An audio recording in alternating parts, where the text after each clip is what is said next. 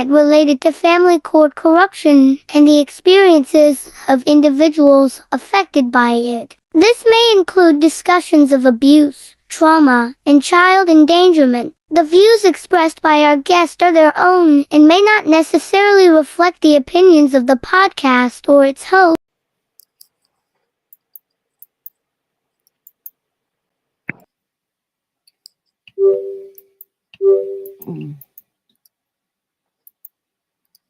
Oh my God.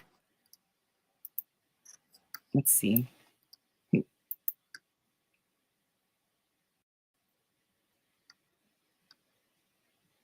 Can you see the screen?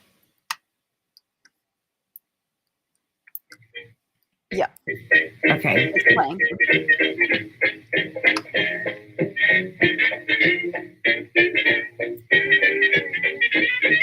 Step right up, my friend. Step right up. How much is this big ball worth? Well, mirth since its birth. It's the cheapest by on earth. I bid 50. 50 is the bid. I'll die. Me oh my. Don't be shy. Folks, the limit is the sky. I bid 40. 40 is the bid so far. Park your car where you are. Hitch your wagon to a star. I bid 20. 20 is bid. Going? Going? Gone. I got them the whole world tank up. Gimme? The money. The cash? Yeah, you got a few. Thank you. So what is here, what? I'll put gravity out tonight and see what happens.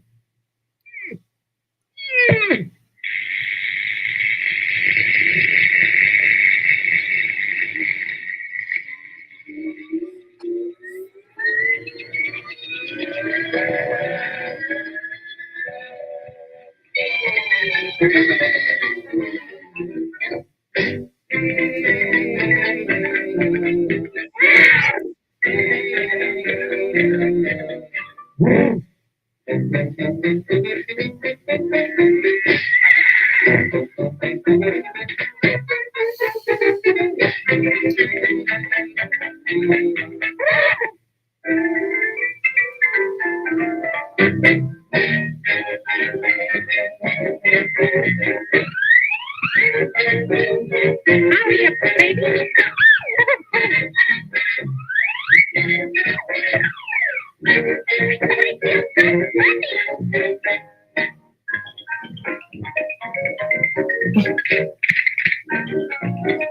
Ready, boop.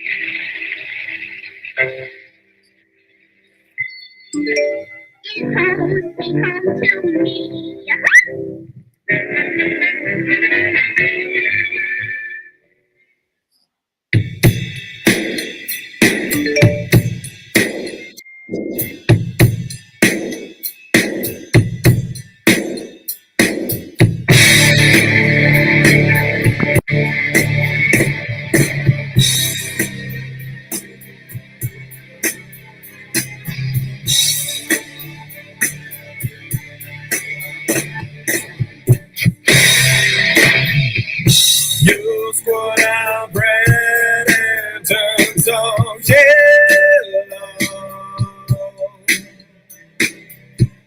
And then you made me kill my own. I'm not afraid.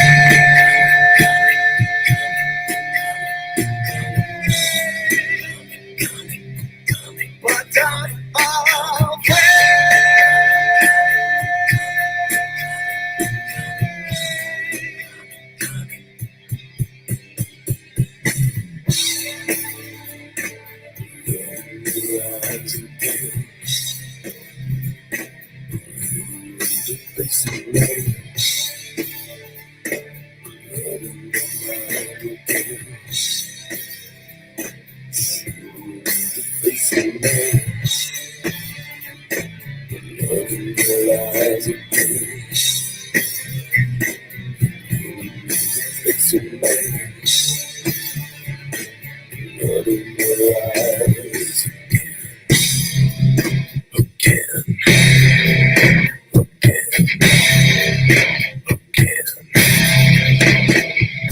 This is the only path of glory.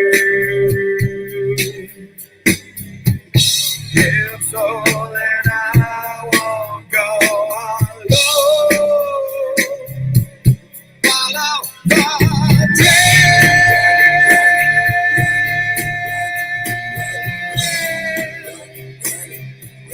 Follow the trail.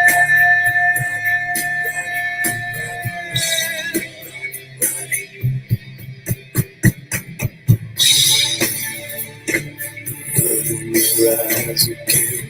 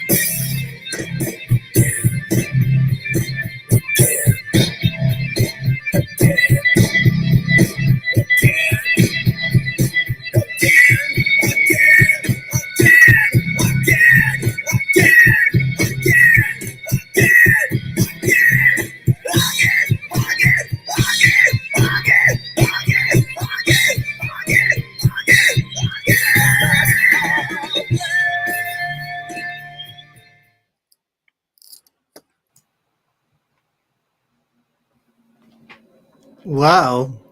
Wow, it's right. Well, you know, and I wasn't even finished with it. Like, Great. It's great. Well, yeah, I feel like I gotta wait a second. Feel like I gotta hop on here now. Thank you. yeah, Thank you, Ange. you're welcome. No, I- Joni sent me those photos, and I was like, all right. So, you know, I wanted to put some intrigue. What did you think about the cartoon, though? well, I mean, you know, Yeah, like Betty Boop. I was actually, I didn't know what was going to go on. So when the cartoon was going on, I'm sitting here like, I'm going to ask them what this means to them because I don't know if we all see the same thing. That's what I want to know. And maybe we do. And then it went from that into this, you know, really awesome, beautiful, loving tribute. Right? Yeah, Like, I love you guys. Like, very, very respect. I was just touched. I don't even know what to say. oh, thank you. No, like, I love you guys. Yeah, no, you know, I'm like a big supporter. Always have been. Like since the day we've met. I mean, you guys were there for me. Like, I couldn't imagine not being here and supporting you guys through this. Like, I don't know. You helped me get out of 7 years. You know what I mean? Like, Well, like, I mean, oh, does thank everybody know about that, or? I don't know.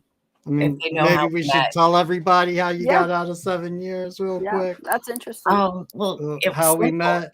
I stayed present. That was it. I stayed in the here and the now in my being. You didn't do represent a anything. person. Yeah, no, but I like really when you think about it, I didn't do anything. No. You did something. You said, hey, where's the accuser? As soon as you get him up there on that stand, I got the right to cross-examine him. We can get this thing going on. And they were reluctant to do that. And then you were like, forget it. Let's just go to trial. I'll cross-examine my accuser there. And they're like, no, we can't do that. Sealed the record on me. Yeah. No, I was ready to go to trial. I'm kind of bummed out I didn't get to go. Yeah.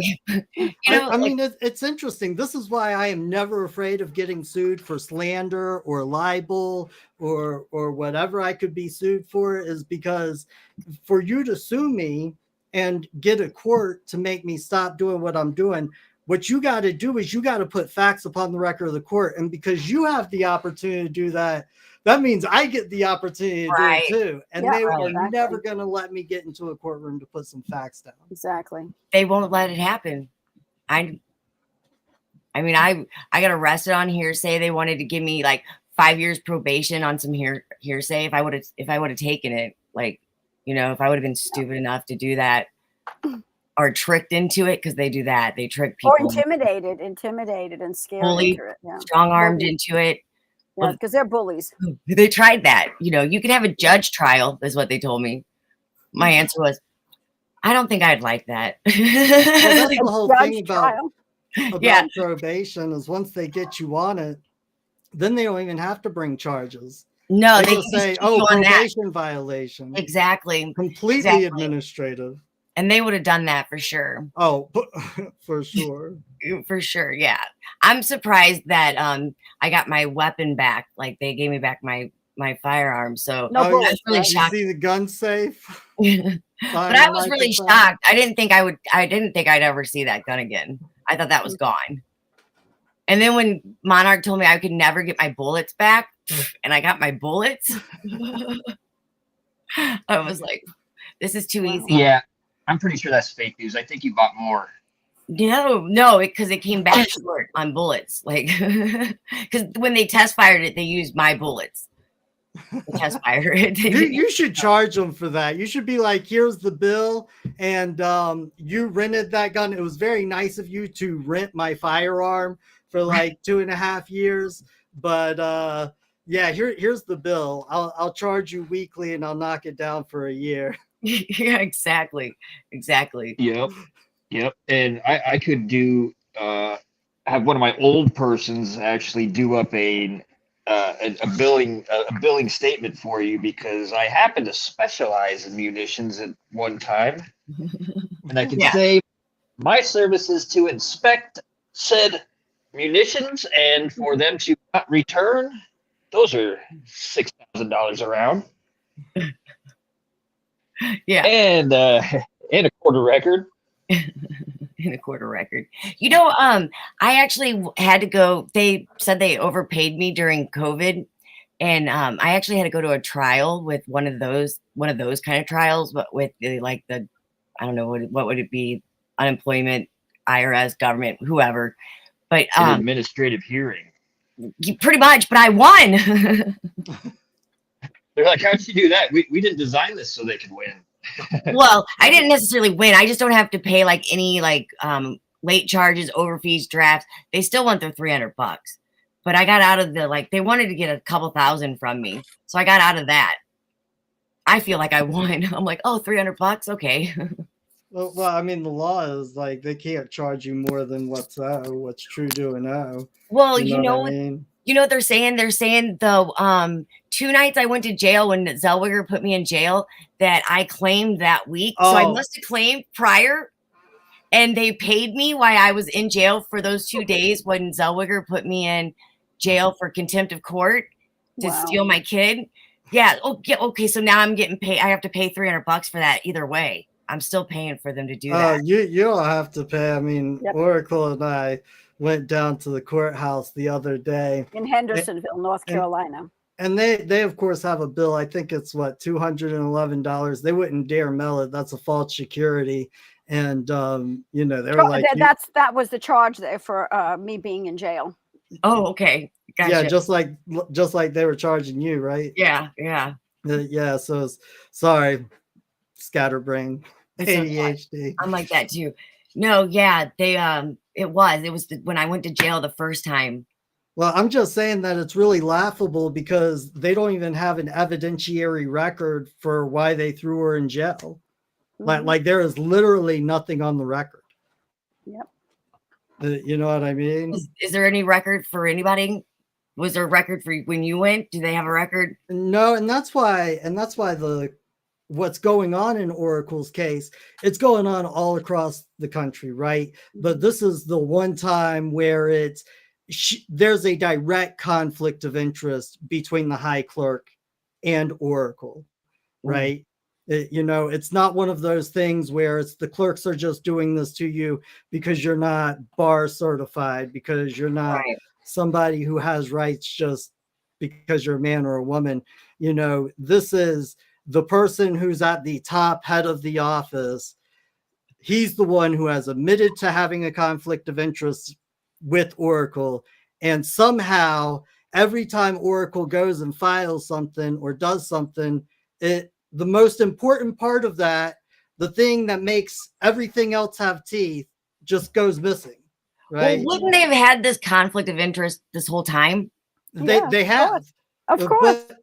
But they're saying, see, this is what's interesting, is because we basically called out this conflict of interest when Oracle got arrested, right?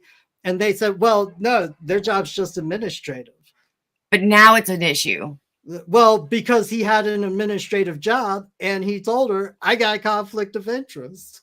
Because so when I was in court, and the first judge that ever was incredibly polite and explained things and didn't threaten to arrest me and even let me speak for quite a bit, his name is James Marshall. I now have the highest respect for a judicial officer doing his job correctly. And he is the one who made it clear that it was after Dad's death that someone had to be the executor. And in this case, it was me, because Dad filled out the necessary documents, the paper or whatever, power of attorney, and then that went into the last will and testament, and he made me the executress.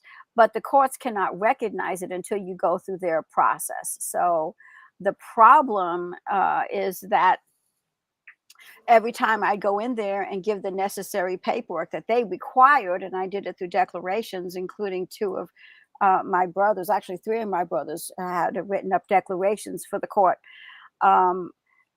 Mysteriously, one of the most important documents disappears.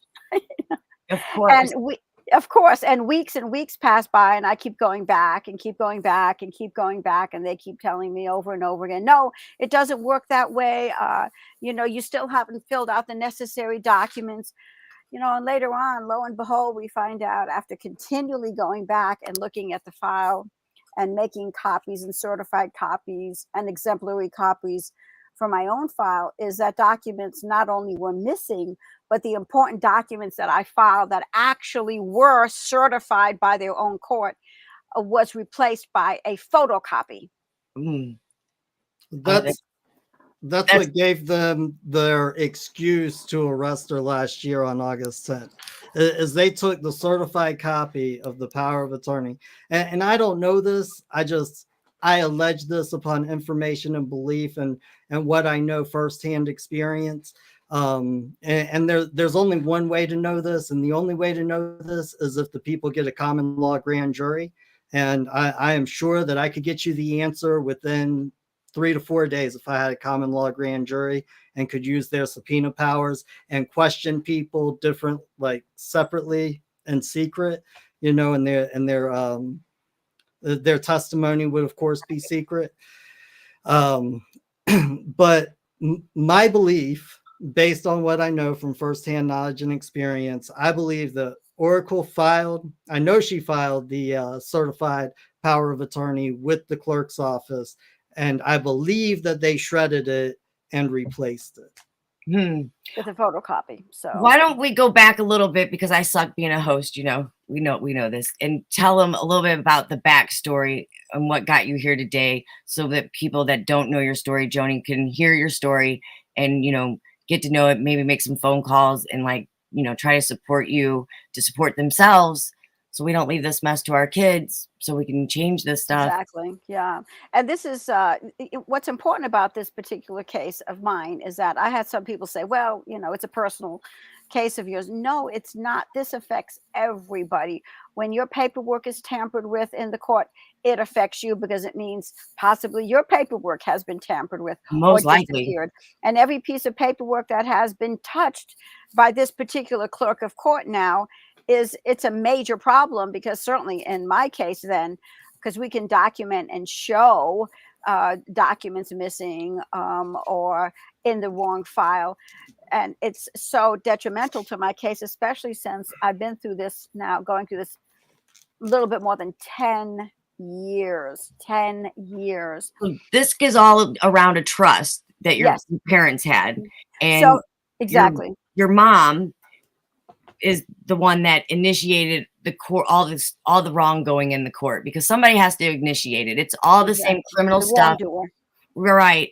Like, they all get there, that if it's guardianship, whatever, they all get there. Exactly. Like, but it's the same evil that you're dealing with, regardless if it's from your mom, your sister, because I've been working on that other case, and it was a sister that, had everything going in the courts that just keeps, it just keeps building and building, right? So yeah, so we've gotten to a place where it's no longer whatever Josephine, and my mom's name is Josephine. She divorced my dad, so she's no longer Josephine Ramo, but I'll refer to her as JoJo, Josephine Coker.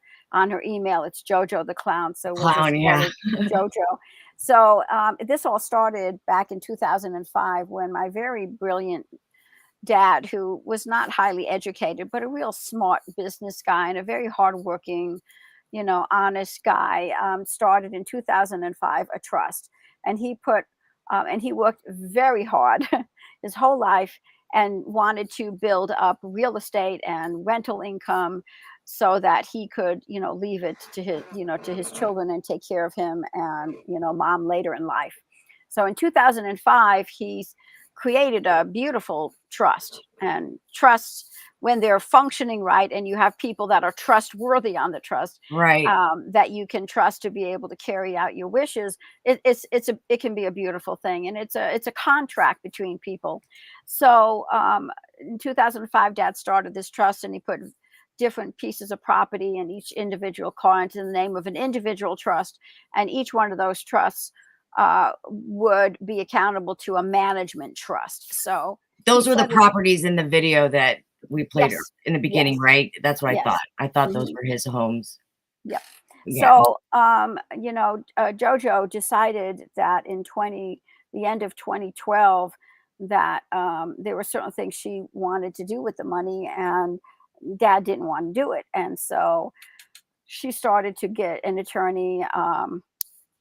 I can back trail and have proof on a number of items that she did to start setting up, getting various attorneys. One of them was Tyler Ray, Robert Brackett, and there was another one, Christopher Stepp. And those two actually recommended Tyler Ray because they said you need a trust attorney.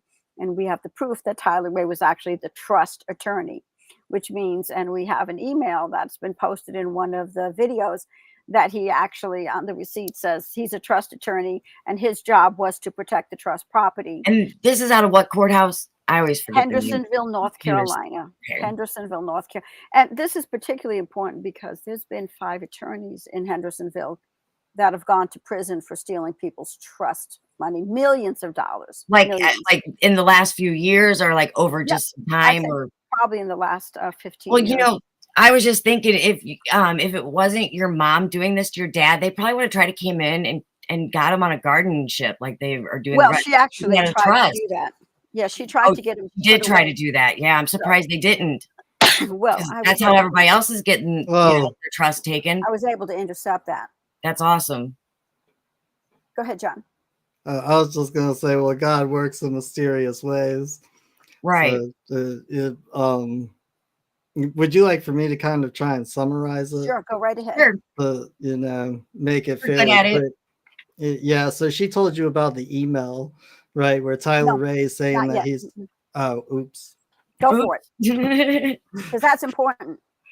All right, so Josephine, or JoJo the Clown, as I like to call her, she writes in her journal, dissolve the trust, get the kids out, arrest Henry, get them locked up in a psych ward. She tried doing all of those things. There's a pretty clear record of it. And then after that, there's emails from Tyler Ray. Tyler Ray's the high clerk that she's suing, and she has emails from him to the defendants in the case, JoJo the Clown, David Ramo, and then all of the trusts that Henry created. Lena Ramo, Diane Faraci. Well, yeah, but they're being brought in because he's suing the trust. Yes. Right? Like, that's why they're not named defendants on the original action, is because they're being brought in by the very act of him suing the trust. And so Tyler Ray is the trust attorney to protect trust assets. He is now the high clerk. And while he was the trust attorney to protect trust assets, all of the real property that was in the trust when he was the attorney to protect the trust assets, all of it is gone. There is not one piece of property that is still safe and secure. It has all been moved. It has all been transferred. So how did they get the properties? Do what? How were they able to get the properties? What? Well, actually, JoJo the Clown just went in with Lena and they did a quit claim deed, right? So that's actual fraud. And it really becomes actual fraud when JoJo the Clown sold one of those properties, sold one of the real properties, because before, she had right to the property and she was just alienating everybody else from their right to the property. And all that is a civil action because she can give it back to you, right? But as soon as she accepts money and sells a piece of property for tens of thousands of dollars, she can't give it back to you. She gave them a warranty deed saying that it's theirs for now until forever. And then they sold it again. Well, they built a house on it and then sold it. When the law is actually upheld, the trust would have the right, when it's actually lawfully acting in law again, it would have the right to go and repudiate that sale, right? Because it happened because of fraud. And the only thing that you can appeal it. And no. There's no appeal. No. You get a fact found upon the record of the court where, they're committing actual fraud. Once that fact is found upon the record of a court, then the law is that the trust be restored to where they were before the fraud started. Okay, gotcha. Okay. And the real property, it ain't going nowhere. You know what I mean? Like the homes, the land, the actual money, financial money, it has left. But the thing is that it left the escrow account of an attorney who still is contractually obligated to pay back the trust, right? Right. And there's no arguing that one, right? The law is really, really clear. Like, you still had a contract. It's not our fault you paid the wrong people. Right. You know what I mean? We told you not to. So money was held up in New York City, hundreds of thousands of dollars in New York City for about 10 years.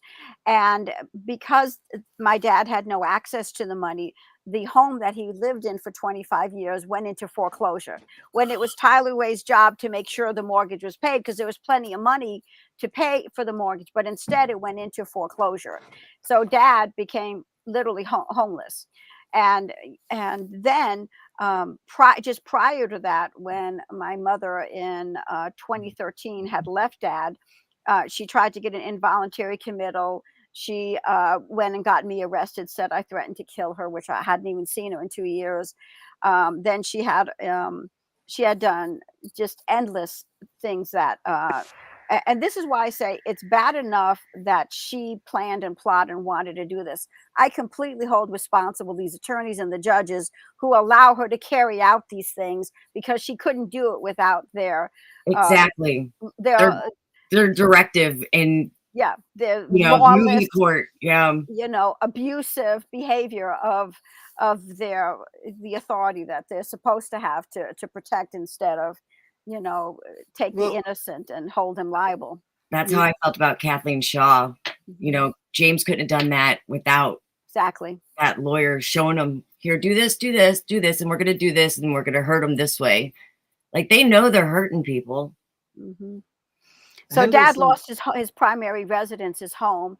So if you look at the years 2013 to 2019, those are the years when Josephine had those attorneys, including Tyler Ray. Tyler Ray's job was to protect those properties. And instead, Dad's home went into foreclosure. And then Josephine and Lena Ramo, they went into the Register of Deeds in Hendersonville, North Carolina, took that piece of land, and it was signed over to Josephine. Josephine went and sold it, and then they built a home on it and went and sold the land and the home. And then the home that Jojo moved into in 2013 was another piece of property that my dad had purchased. And she went and took it over and has been taking two of the rents, upper and lower rent.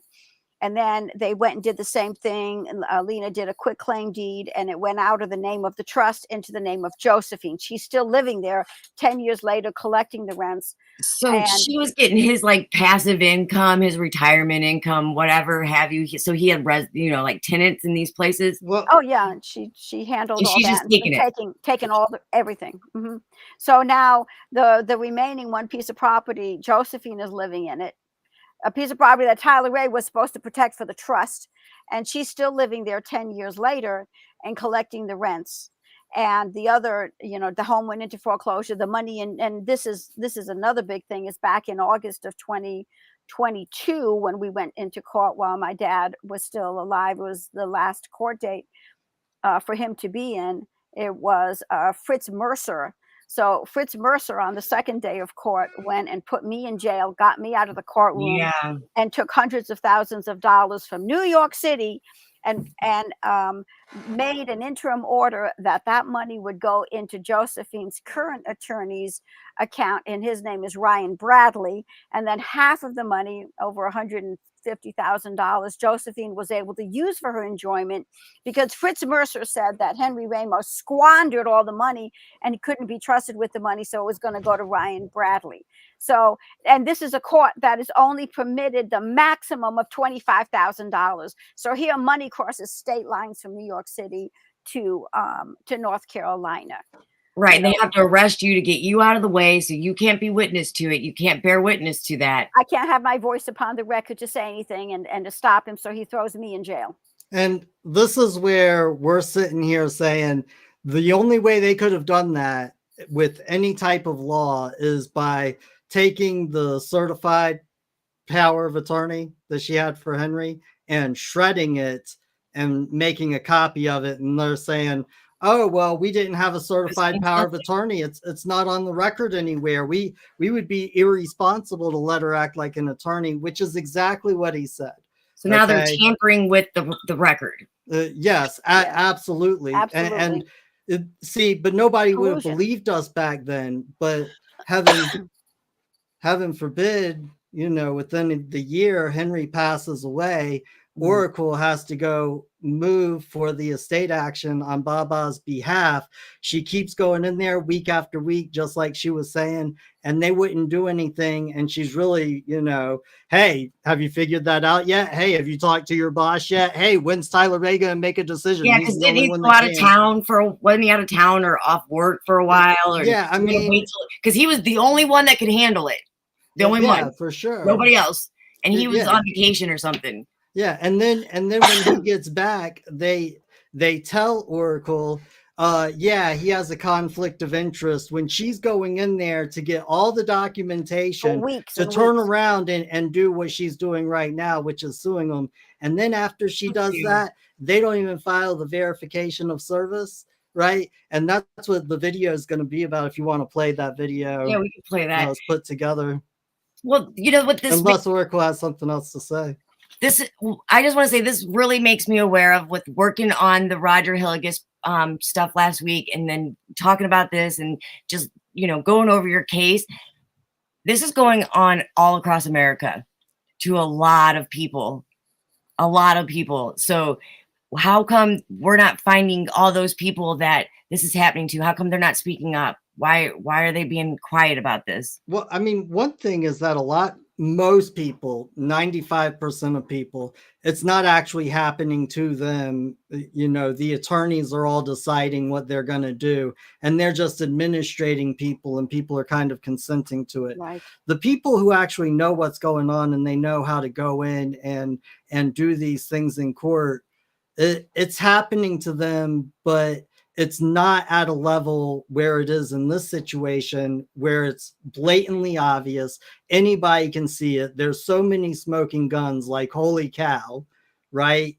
And so to try and get to a place where we can get down and make sure that everybody's treated correctly, we have to at least hold somebody accountable, right? And we're not saying like hold them accountable, we're going to throw them in jail, hold them accountable, they're going to owe us millions of dollars. We're saying hold them accountable, we're going to get a court order that they have to do their job and they have to respect your rights.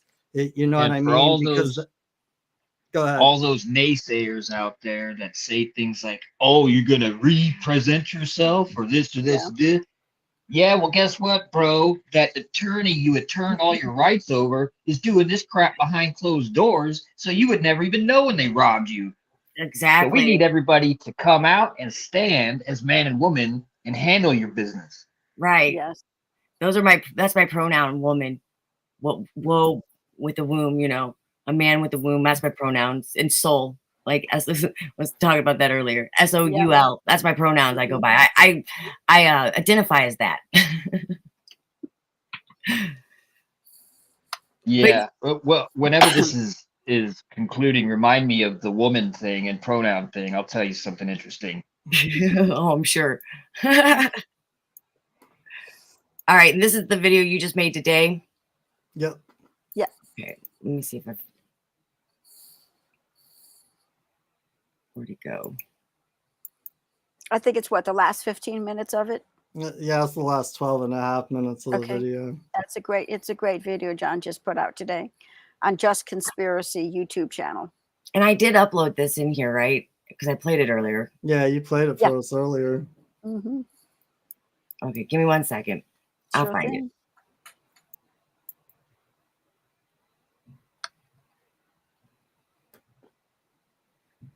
What is? Oh, okay. I got it. Awesome. You know that show more button? You might want to hit that. Who, me? No, like me. It was saying like No. show more, like right in my face. Well, it's still not here. All right, give me 1 second. I'll just pull it back in. Excuse me.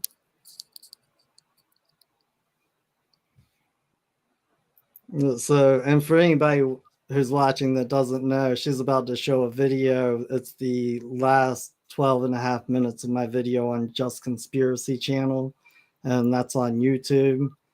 So I've been talking about this stuff since 2014, 2015. Yeah, you should go check out his page. You could learn a lot there. A lot. Mm-hmm. Hold on, didn't work.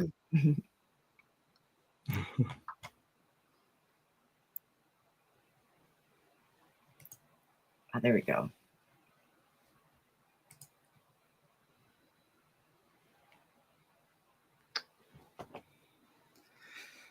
How long is this? 15 minutes? It's about 12 and a half. The last 12 and a half minutes. Yeah, that's just crazy. Because you know, the more I think about it, the more that's what they would have done if you couldn't have blocked that, and you know, if your mom wasn't doing it, they would have done that on their own. The more and more I'm like learning about these personality types that are in the court and what they do and how they treat people, you know, and the more and more I see how dirty they are. Like, I thought Zellweger was dirty. These trust lawyers on this end, they're dirty. Yeah, we were in court one day, and one of the judges, it was let's see, Athena Brooks, who my dad had gotten up and was testifying that he trusted me and that I was his protector, and that's a term that's used on the trust for someone who, you know, protects one of the beneficiaries. And she slammed down the file and got very upset. And she said, I don't want anybody here I don't want any of these, these kids of Henry and Josephine interfering in what's going on between these two, husband and wife. Well, first of all, it had nothing to do with husband and wife. It had everything to do with the trust, which is a contract. And she said that she was going to call the Department of Services, Adult Protective Services. And I thought, oh, that's great. I hope she does. We'll be able to show how abusive the courts have been.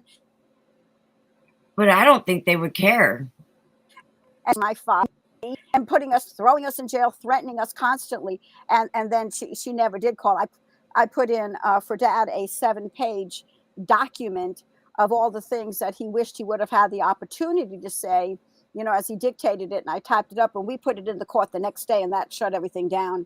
And then the attorney called me up and told me off that the judge was very upset about it, that's what I have him for. And I said, well, you didn't do your job. You didn't say what you should have said. You didn't do your job. And so that's why Dad wanted to put in, his testimony.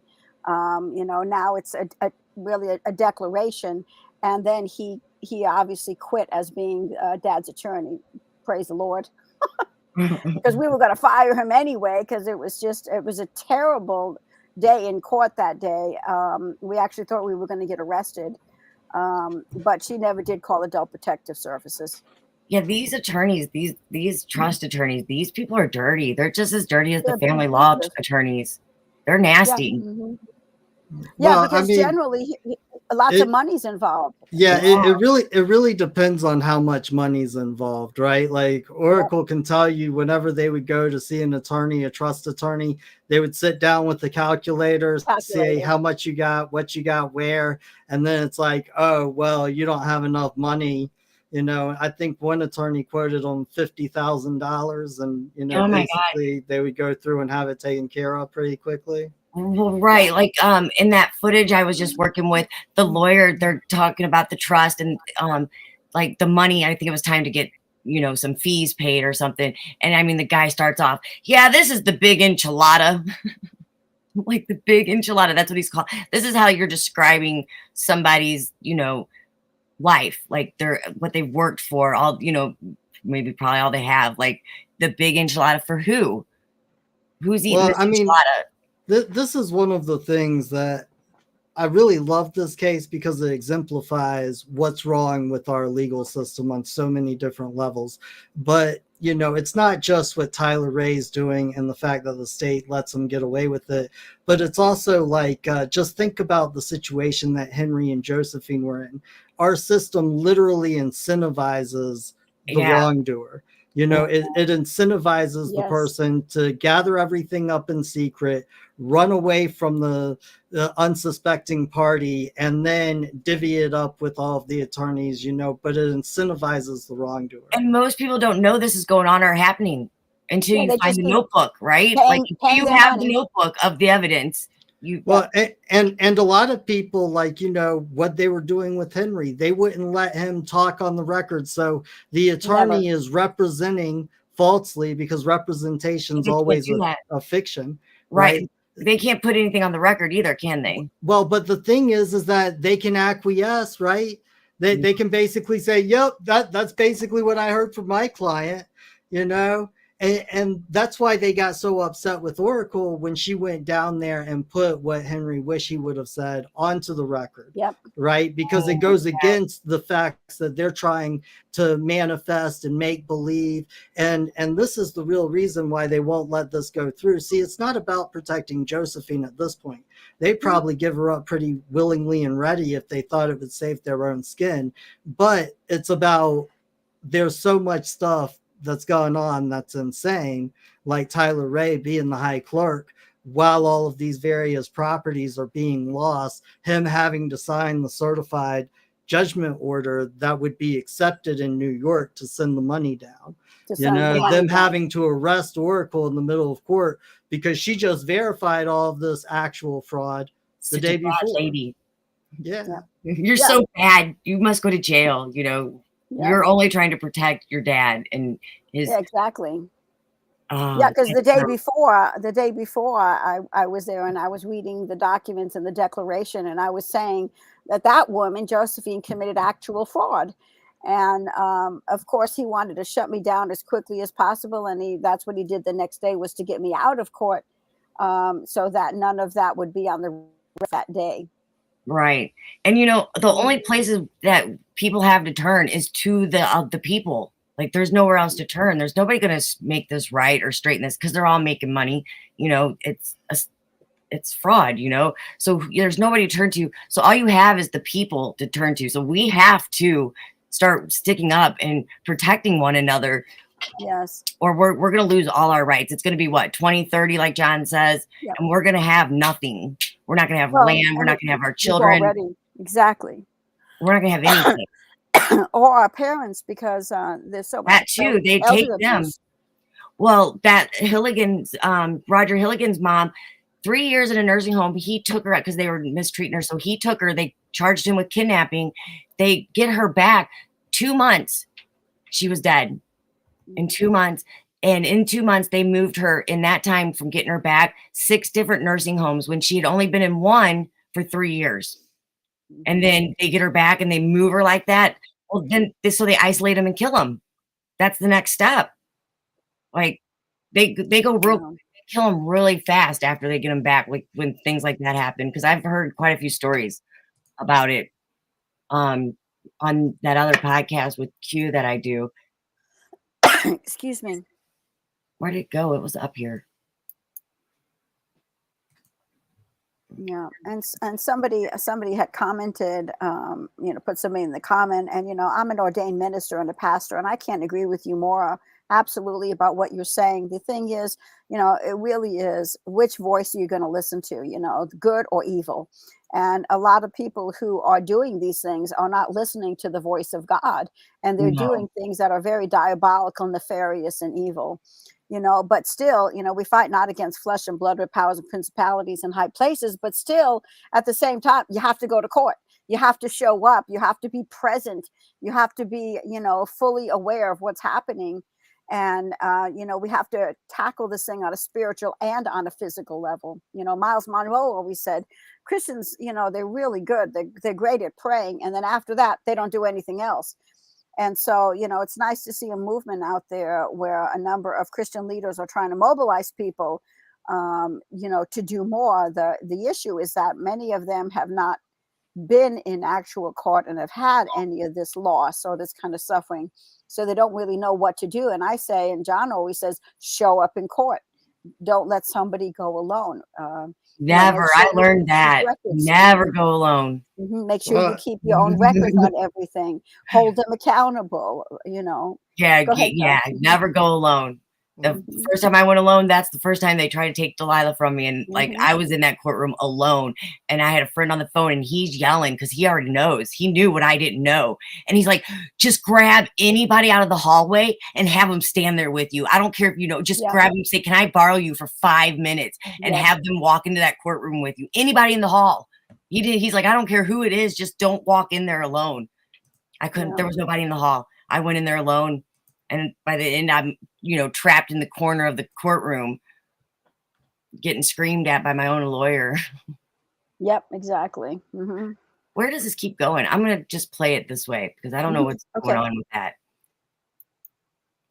It's going up there and then it's disappearing. Could just be me. Thank you for your attention through this presentation.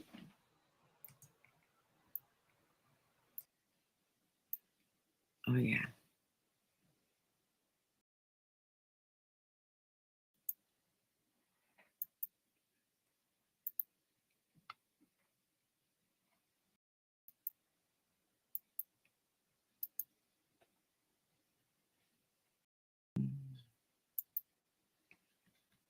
We appreciate it. You can see it, right? Yes. Yeah, that's Dad and I and John. Mm-hmm. Okay, cool. If you have not seen Oracle's entire presentation on her declaration for extraordinary writs, I highly suggest that you go back and you watch them in the YouTube videos in which I've published about Henry Ramos' case. because this is incredibly important. Oracle is trying to bleed her heart through pen for you. Put it on a piece of paper. Here's what the injustice is. And this isn't an injustice against Oracle because the rights they're taking away from Oracle and Baba, they're your rights. They're taking them away from you too. And not only that, but the public record that keeps going missing, it's your record. They're just there to maintain it for you and administrate it for you. And it appears that they are failing at their job on that. But this concerns you. This concerns you. There is no doubt about it. JC asked something to the effect on one of the first videos if I was representing Oracle, but I can't do that. See, representation of persons is a fiction in the law, and fictions do not have rights. They have administration. This is the entire problem that I see in our society. It causes a lot of issues. And if you do not claim the right to have a right now by supporting Oracle in her exercise of rights, supporting yourself and exercising your right to have a true and accurate public record. So who knows, maybe it's true and accurate when you get down there. If you wish to preserve these rights, the rights to not have the government interfere with private contracts, private property, your right to go down to a courthouse, verify actual fraud and get remedy. If you wish to preserve rights like those, I hope you keep paying attention and do something about it, because if you do nothing, they will not be preserved. I've been doing this a really, really long time. And a couple of years ago, about 2.5 years ago, this woman, Angela, she goes and gets arrested because she released the audio of her daughter verifying that her dad molested her in a court. And because she did this, because her daughter did this, they arrested Angela, charged her with felony charges, sent her daughter to a place accused of child trafficking, child slavery, or child labor law, something like that, and then sent her to go live with the person that she said molested her. This is the type of justice your courthouse is producing. Your courthouse is producing. They're doing it in your name. A little bit after that, there's a man named Philip Kent. No kidding, this man got arrested for exercising his right to take his children camping. They're taking away your right to camp with your family. They're taking away your right to be at peace, to be left alone. And the public, they kind of threw a little bit of a fit about this. You know, Angela's charges got dropped. Philip Kent got attention and let out a little bit early. But nothing really changed. In law, the public absolutely acquiesced and said, hey, we don't care about our right to administrate our family privately that much. You know what? We're going to go ahead and decide the government can handle that for us. And that's incredibly scary. That's a very, very scary place to be. And the reason I bring this up is because right now you have the right to acquiesce or not to rights like private property, private contract, your right to walk into a court and verify crimes without being molested, without being abducted. We have a system that produces injustice and allows the wrongdoer to get away. And right now, the question is to you, are you going to allow Tyler Ray to get away? Because we walked in, Oracle and I walked in to the courthouse this past week, and here's what we found.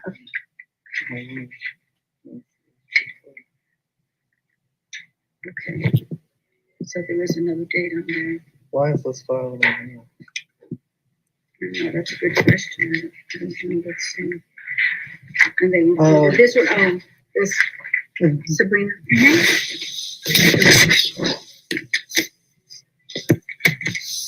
Yeah, this is not filed in the proper place. Yeah. These are all supposed to be in the 1183. Yeah. And Okay. which means that the 1183 is not complete. Like we just got 3 incomplete copies. Okay, let me see this. Oh, sure. Sorry, it's getting stuck on the. Close it. Yeah.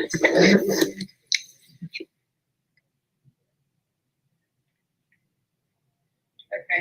Is it just, okay, so is this in this file or should that go in the other? That should be in the That should be in the 1183 file.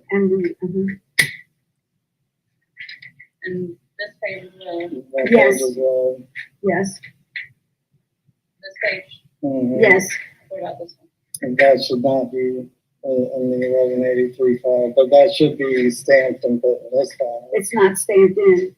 Right here, these are the original documents that you just saw, copied together, stamped, and in the file. That is the verification of service. That is whenever you file a lawsuit, the lawsuit isn't actually open, it's not moving, it doesn't have any force or effect, it can't get a court, it can't find a court until you file the verification of service. I verify that that lawsuit was served, and this particular lawsuit is verified not only by myself, but also by a clerk who accepted it around 4:31 p.m. August 1st. That's when the clock starts ticking for the answer. And of course, I already knew that they weren't going to answer. That probably wouldn't be a really smart thing to do, because then it means that we have a controversy we require a court to settle. But it might have been a good idea because we still have a controversy we require a court to settle. And that controversy is, and this is why that document being in the wrong file is so important. Well, let me just point it out to you, a few very key points in law. You see, the whole thing started because Tyler Ray would not issue Oracle Joni her right to administrate her father's property upon his passing. And because of that, she sued him. And when she sued him, she realized that the one document it takes to is a certificate of death. The state cannot recognize that somebody has an estate that they can allow you to administrate until they have proof on their record that a certificate of death was issued. Kind of makes sense, right? And another reason Oracle sued him was because he had just admitted to a conflict of interest. He said, I can't handle this administrative process with you because I have a conflict of interest. And then Oracle goes on to sue him. And after she sues him, what we discover is the one document, because she's been asking the court, hey, let's set up a hearing, let's set up a public hearing, let's have a record, a court where we can place verified facts upon the record and move for a true and lawful judgment in law. The things that we should have the right to do by law. They wouldn't open it for. They said, oh, there's an administrative process that hasn't been complete. Read these 10 pages and figure it out. Get back to us. I don't know. But filing the verification of service, that's an administrative process. It has to be complete. The case cannot have action to it until that's done. Can't go ask the court to do something without giving the other side the chance to say something. That's how bad it is. So Tyler Ray, the high clerk, admits to a conflict of interest. It's painfully obvious that he was trying to deny Joni her right to execute her father's estate altogether. Completely obvious. Then he gets sued for that, and he takes out the necessary document upon information and belief that it takes for that action to be live. And we're not going to get anything done about this unless you do something about it.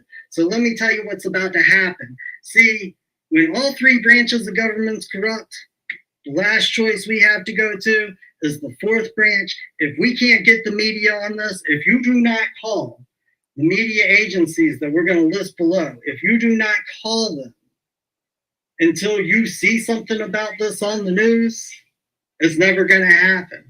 It's kind of up to you whether you have rights in the future, whether your children have rights in the future. And I'm really, really praying and hoping that you're the type of individual who wishes to secure and protect your rights. So the fourth branch of government is the media. Let's give them a call.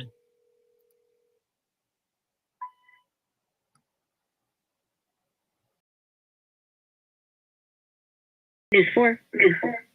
Yes, I would like to report a news tip. There's a lawsuit up in Henderson County at CVS or 23 CVS 1183, and in that lawsuit, it looks like the superior clerk is not doing his job. And I just saw a little video of where he filed one of the most important documents in another case, or I guess somebody in his office did. Anyways, it kind of appears that this woman, Joni Ramo, is not having her right to access a court of law being upheld. And I wish somebody looks into that because it's really concerning to me. Yeah, we actually had someone call about this yesterday. I've already passed it along to our news team. But could I take down your name and phone number in case you'd like to chat more about this with our news team? Yeah, my name is Jonathan Cross. And is there a phone number you could leave with me? Yes, it's 864-498. All right, I'll make sure that gets passed along with all this information that we've already collected so far, as well as the information you brought us. But thank you for leaving this tip with us. All right, thank you. Yep, you have a good day. Bye. You too. Bye-bye. And it's just that easy. It's just that easy to secure your rights and the rights of your posterity, but you got to start working on it now. He who does not exercise his rights has none. And if we don't claim that we can claim rights and we don't uphold each other's rights when our brothers and sisters are claiming rights, then we don't have them. We don't have them. Call the news, tell them, hey, I wish to see what's going on with that. Is this woman going to get a court of law? Is the public ever going to get an answer? Let me know. Let me know when I see it on TV. We are just conspiracy, and we just wish to conspire to bring heaven down to earth.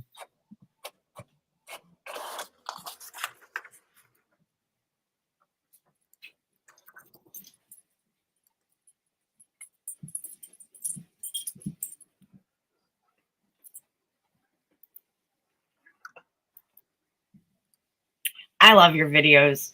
Aren't they terrific? They are. They are. Hey, everybody. Hey, how are you today? Rested finally, and working on finishing that timeline article by tonight midnight.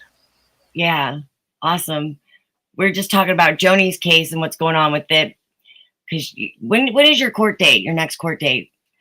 Well, that's an interesting question because I actually go on Tuesday to another county because finally it was transferred to another county.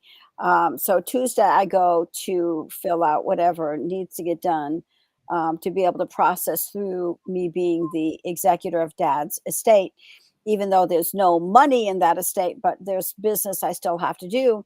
And then she's going to contact various people, family members, and we're going to have a hearing. We don't know the date of that hearing yet. And then when I was in court last time, I came before Abe Hudson. And Abe Hudson, if you remember, is the judicial officer, actually, who was there on August 10th, the day that I was arrested. He was in the courtroom there where Fritz Mercer was grooming him. And so he shows up to be the actual judicial officer that I recently came before. So he has a continuance to this 867 case next month on the 28th, is it? I think. So it's all going to be interesting what happens next, and a lot of it is really dependent upon. On the bottom of the screen are 4 phone numbers, and it is the phone number for 4 different TV news places, news facilities. So we're really asking everybody for the participation of the public, to call these 4 places. Yeah, I'll pull up your right flyer. there. And on the bottom are the phone numbers. And John showed you in his last video here how easy it is. You just call up, you give the case number, you let them know Hendersonville, North Carolina. There's a clerk of court is being sued. We want to know what's going on. Why is Hendersonville not reporting it? There you go. Awesome. And it should have the 4 different phone numbers also on the flyer. That's a picture of when Dad and I were arrested. So Yeah. they arrested this old man, this Mhm. elderly man shows up to court and they arrest him because he's trying to protect. Yeah, I actually got arrested with Henry. Yes. When Henry got arrested, it was the first time I ever went into court with him. But that jurisdiction had experienced me before I went in there, and to the point where I made them change their entire district process for how somebody checks into court. Yeah. And they just did it for the entire district just because I was telling people to play a few couple tricks like, hey, I'm present, I don't know how to represent myself, does the court wish that I leave, and come wrapped up in a bow. And so anyways, obviously they knew that I was sitting with them, and they thought it was going to be a slam dunk. He puts in 4 pieces of paper that morning that turns everything on its head and showed that they were the ones doing wrong, right? Like they're coming after him for a false claim that they are not willing to verify under the pains and penalty of perjury, right? They will not say that it's true to and no under the pains and penalty of perjury, which Henry gave them multiple chances to do that. Yeah. And so Henry gets up because there was this woman acting as his attorney who never filed a notice of appearance. She never had any document in the record saying that she had been hired by Henry to represent him. And so she just starts moving the case. They never call the names of the parties, and she just starts moving. And of course, Joni's brother Loam, he was sitting right next to me, and he kept on going, wait, Dad, get up, say something, get up. And I'm like, no. All you see are 2 attorneys before the court. That's it, right? As soon as you know 100% that that's your case, go ahead and stand up. And I think Thomas McAvoy Britton was waiting 20 minutes to decide. He was deciding, sitting there, do I really want to break the law? But once they start breaking the law, there's no bounds to it. So as soon as they started talking about the property interest, which clearly identified Baba's case, he jumps up, and he was having problems standing. So I just stand up to help hold him. He couldn't hear the judicial officer. He was going back to sit down, but we were already both arrested, being hauled out of court. Wow. What, because he stood up and couldn't hear? Like, well, no, because he interrupted the court, because they were trying to have, as Monarch likes to say, he stepped into their ex parte hearing, right, and said something. Right. And that's why he got in trouble. They were like, you can't do this, because they remove him from the court, and then they actually let his attorney go too. And now there's no other side. We have an adversarial system. There's no adversary. There's nobody on the other side saying anything or defending anything. And that's the position that Tyler Ray should be in right now, because he never answered. This is why Oracle has the right to go into court and say, hey, he didn't answer, so I'm going to try him in his absence. That's what they do to you. That's what they do to you. You don't show up. Exactly.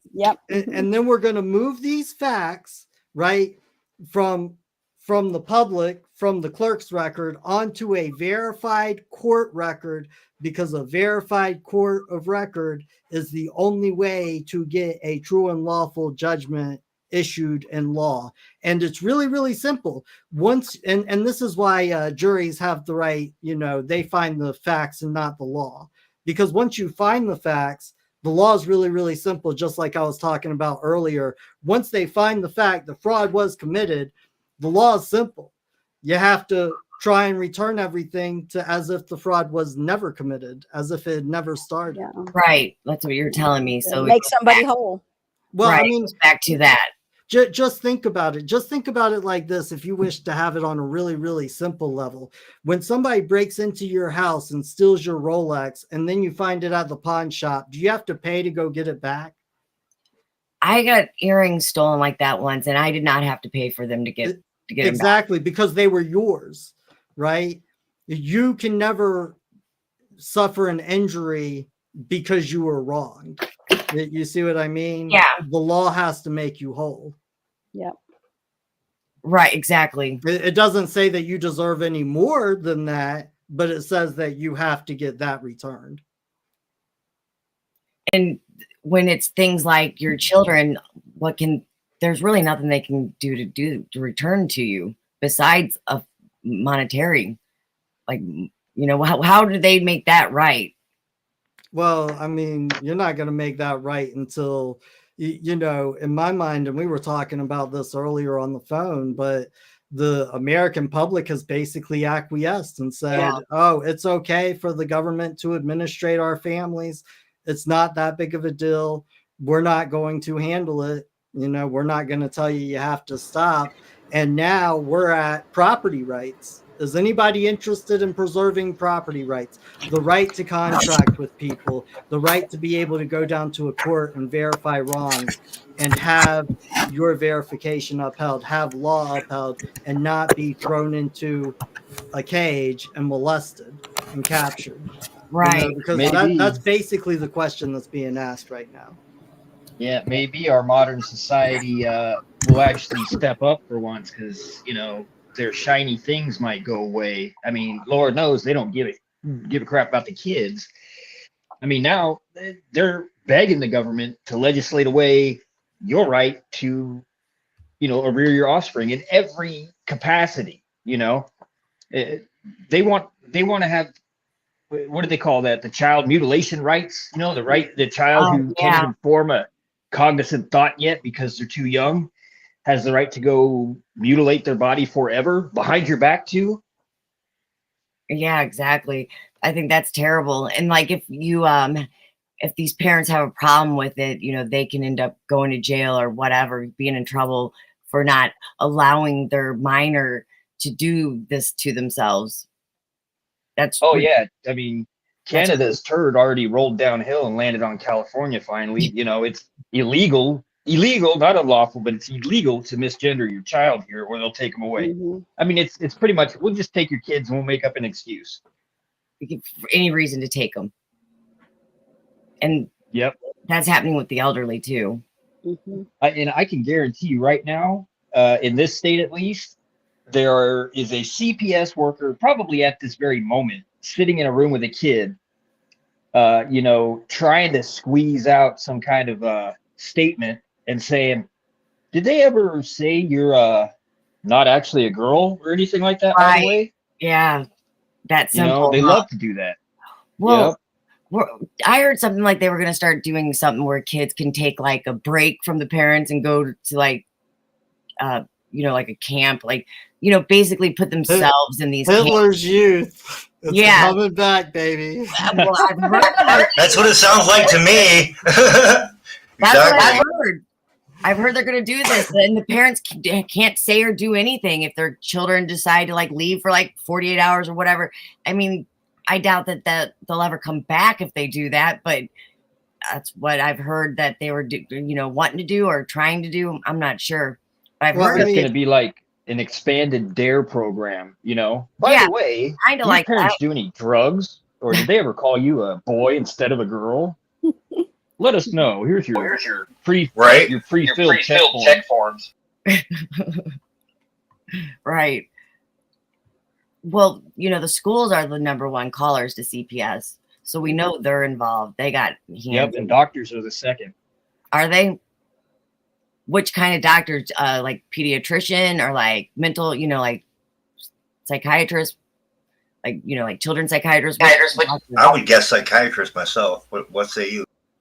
I would say pediatricians trying to say abuse. Because I mean, they could just a kid could have a bump and they could say that was abuse. Well, I mean, in a large way, it's like the people who are affected the most highly and commonly are the people who aren't financially secure. Right. You know what I mean? Yeah, the ones that they target them.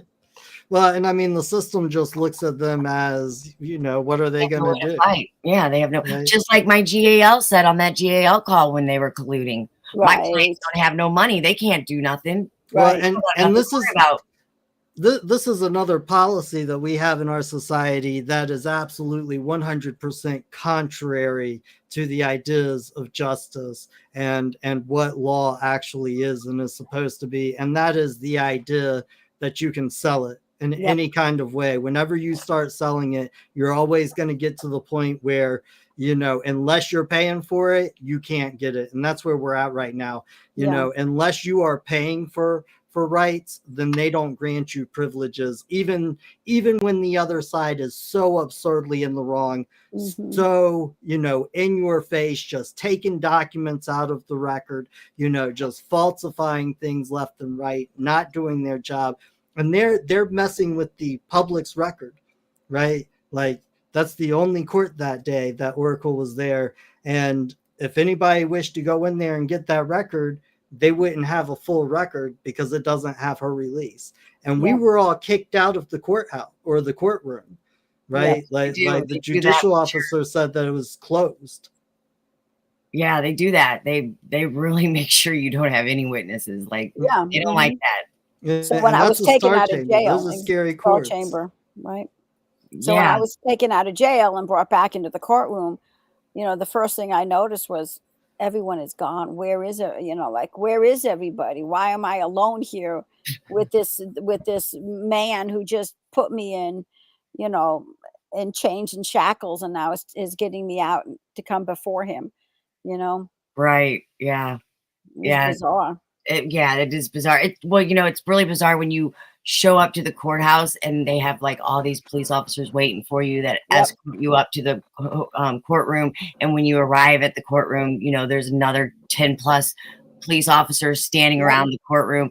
You know, that's pretty intimidating. It's kind of scary, you know, because you don't know what's going to happen.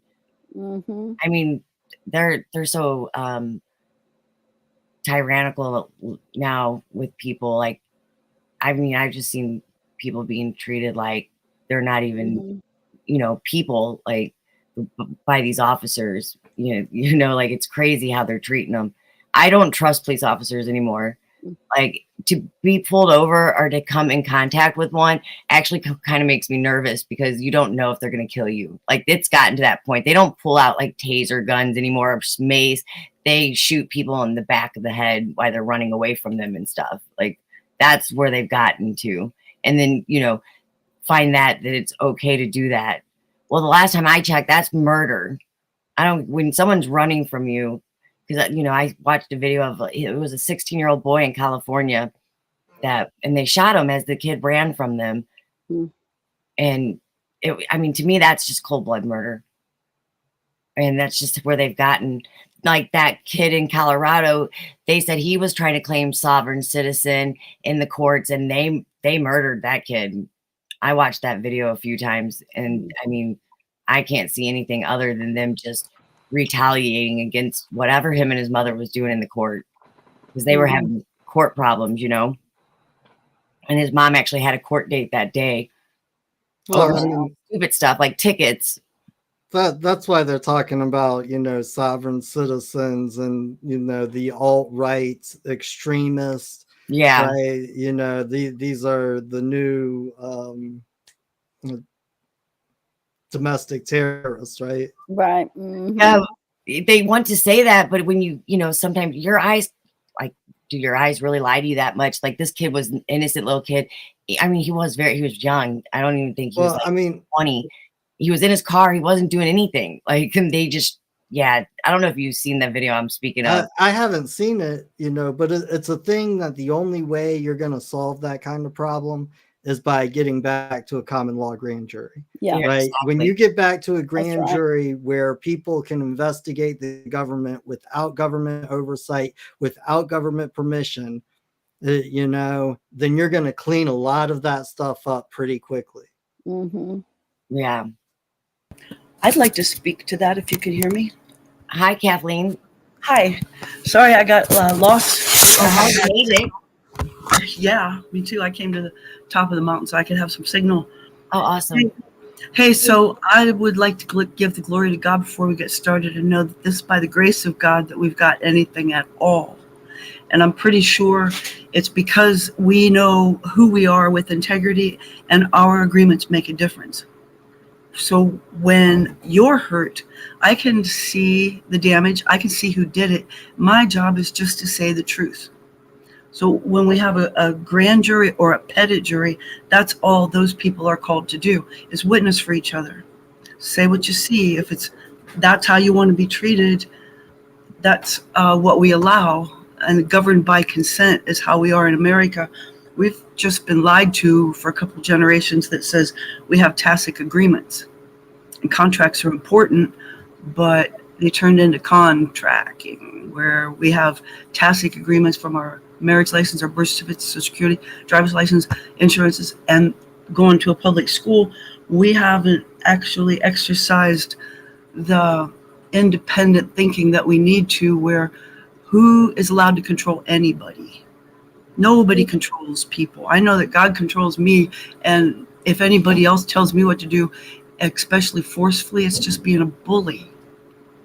And bullies seem to be prevalent in our system right now because of the power that they wield, only because they get to stay there protected by their peers who also are looking forward to that retirement check. So when we have a third of the people being paid to rat out or punish the other third of the people, and 1/3 of the people are children and seniors and don't have any standing left in them. I mean, they don't. Children don't know where to stand, and seniors may be too old to stand. But we who have the capacity to discern right from wrong, we have agreements to make, and that says, are we going to allow this or are we not? Right. And I, for one, am not. I am not going to leave this planet while the children still don't know how to be protected. So when I heard a little bit ago, I take exception to the possibility that we have to believe that most of the population doesn't know or care. I think it's because they don't know what to do about it. Because I know anybody who's lost a parent or a child or a loved one of any kind, if there's nothing you can do about it, you kind of have to stay quiet. But when we bring these grand juries together, and it's basically just 24 people is the standard number, but 2 or more make an agreement. Where 2 or more come in my name, there so shall I also be, and it shall be established. So Angie and I, we agreed that Roger's adversaries are not going to get away with this. Right. When Angie saw the facts, she made that video of them, and it's so well done. You're so creative. I love the way you work. It was fun doing it with you too. Yeah, and like I was saying earlier, like doing that video, like I just can't believe how much is going on and what they're doing. And it gave me like fresh eyes for Joni's case tonight, you know, like to see and hear and to be able to see like how similar these two cases are. And they're totally different people, but it's the same monster that's doing it. Like it was eye-opening for me to work on that and then come back and revisit your case tonight. Like I just, you know, you lose words because you just can't fathom that people would be like this and just do these things to other people. I mean, because we do all know right and wrong. It's in our hearts when we're born. Like we just inherently have it.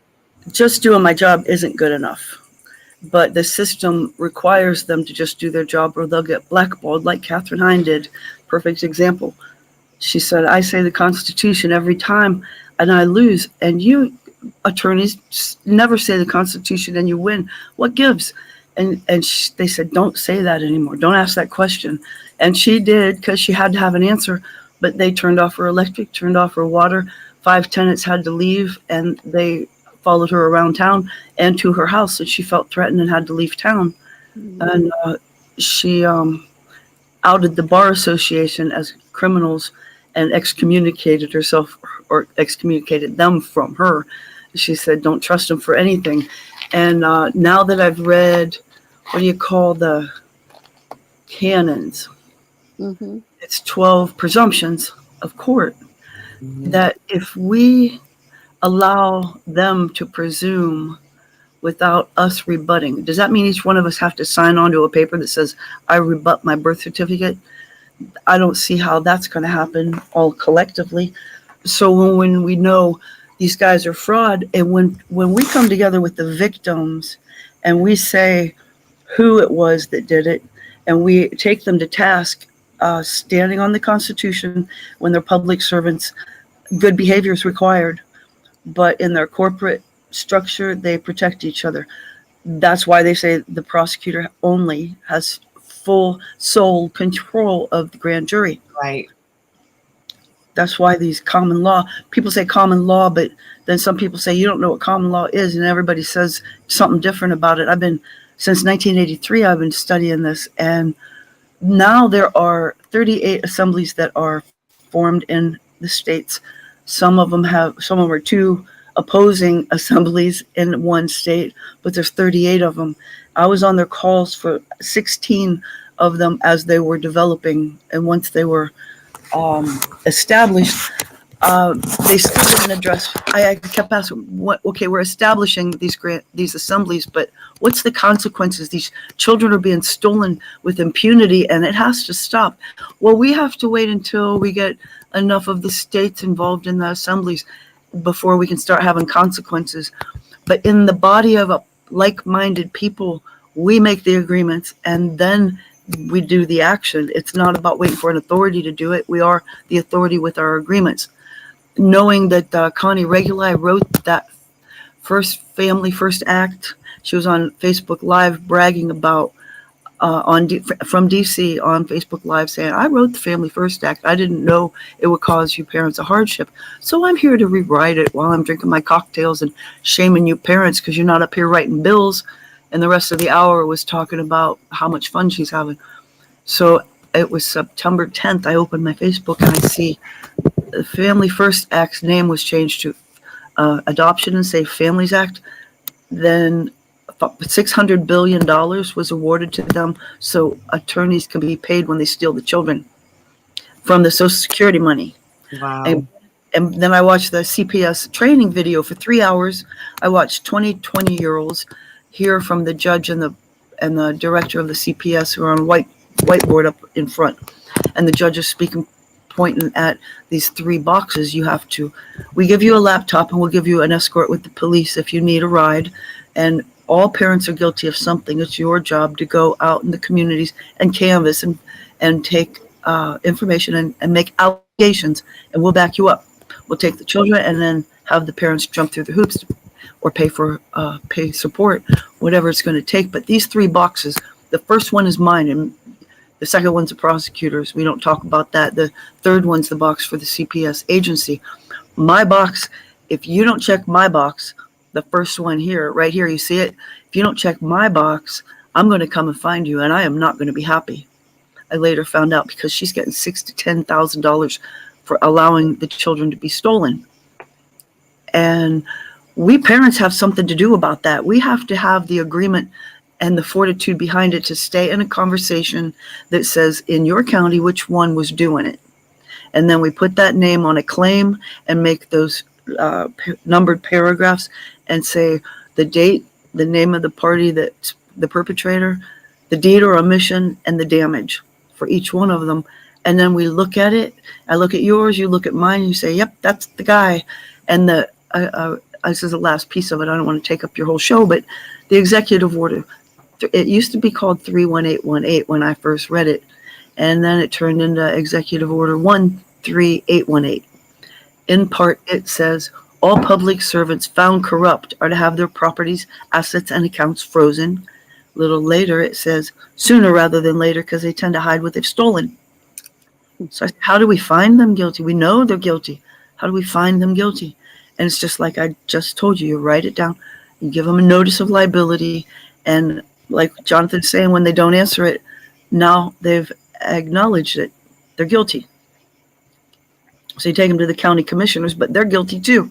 If the county commissioners don't do something about it, we have to go in there and write the same thing about the commissioners and serving it on them personally that they either fix it or they're not allowed to hold their office. Well, I'm going to jump in here. I think you might have a misunderstanding of what Oracle is doing. Oracle didn't write.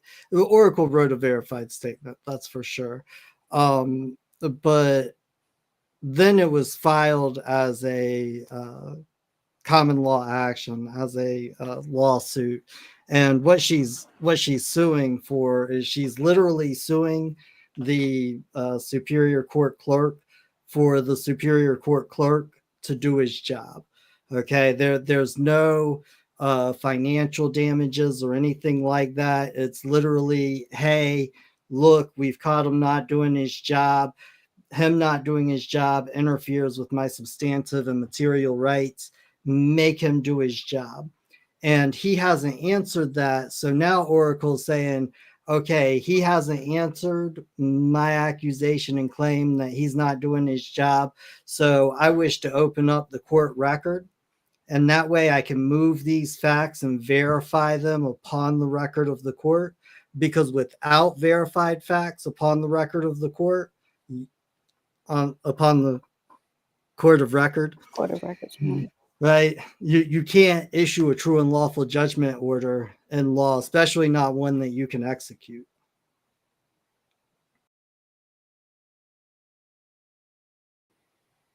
So we still have no answer. Yeah, we still have no answer. I mean, that's the whole idea of trying to get the news media and news organizations in there, is because we still don't think they'll answer. We still believe that they're just going to push it off. And I just can't wait to see how they do it. They always surprise me. You know, I can't believe Tyler Ray said I have a conflict of interest. Typically, when you're doing criminal stuff, you know to be quiet. You know, right? That was like cake on Christmas. Yep. Well, that's how we force their hand. Is like you said, through the media, and with the mainstream not doing their job, it falls to us, the people now.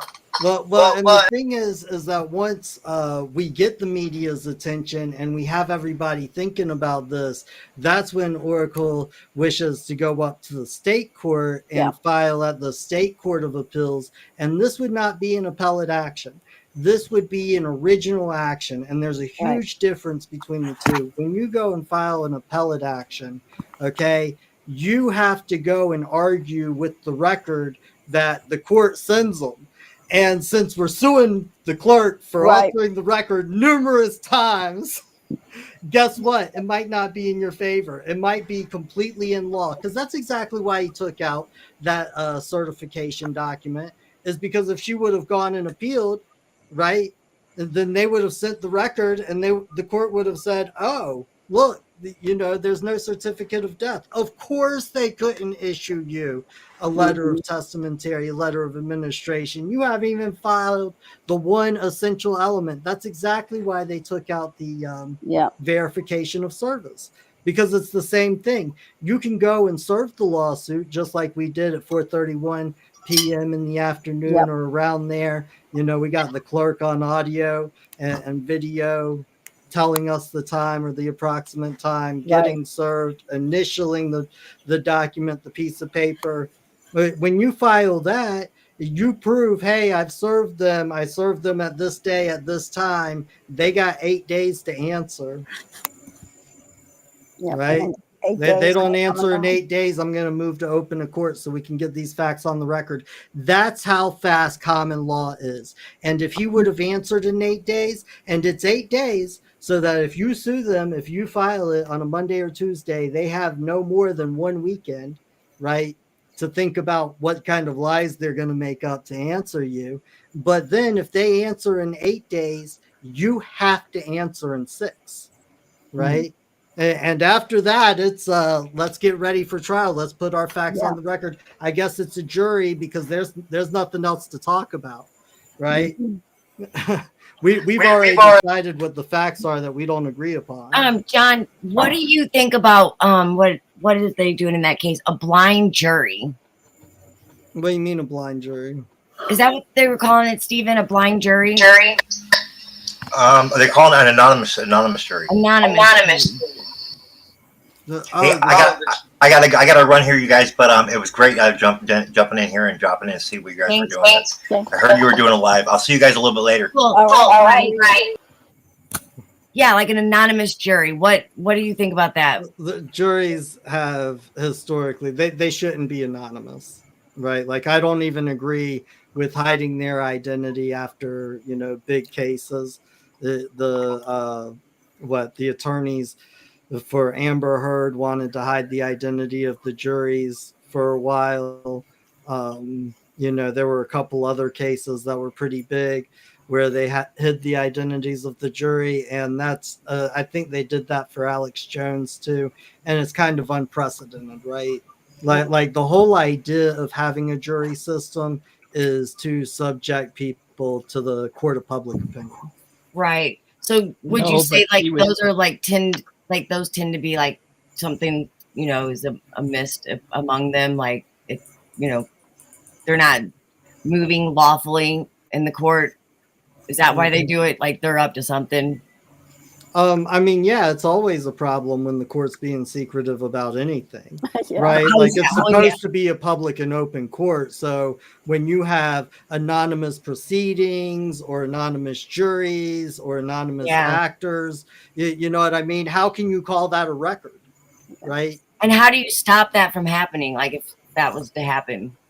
Well, we're at an interesting point in history. Like, either people are going to come back, and it's going to have to be somebody outside of the bar association, because everybody inside of the bar association is subject to the politics of the bar association. Right. And if they were going to fix this problem, it would have never gotten this bad.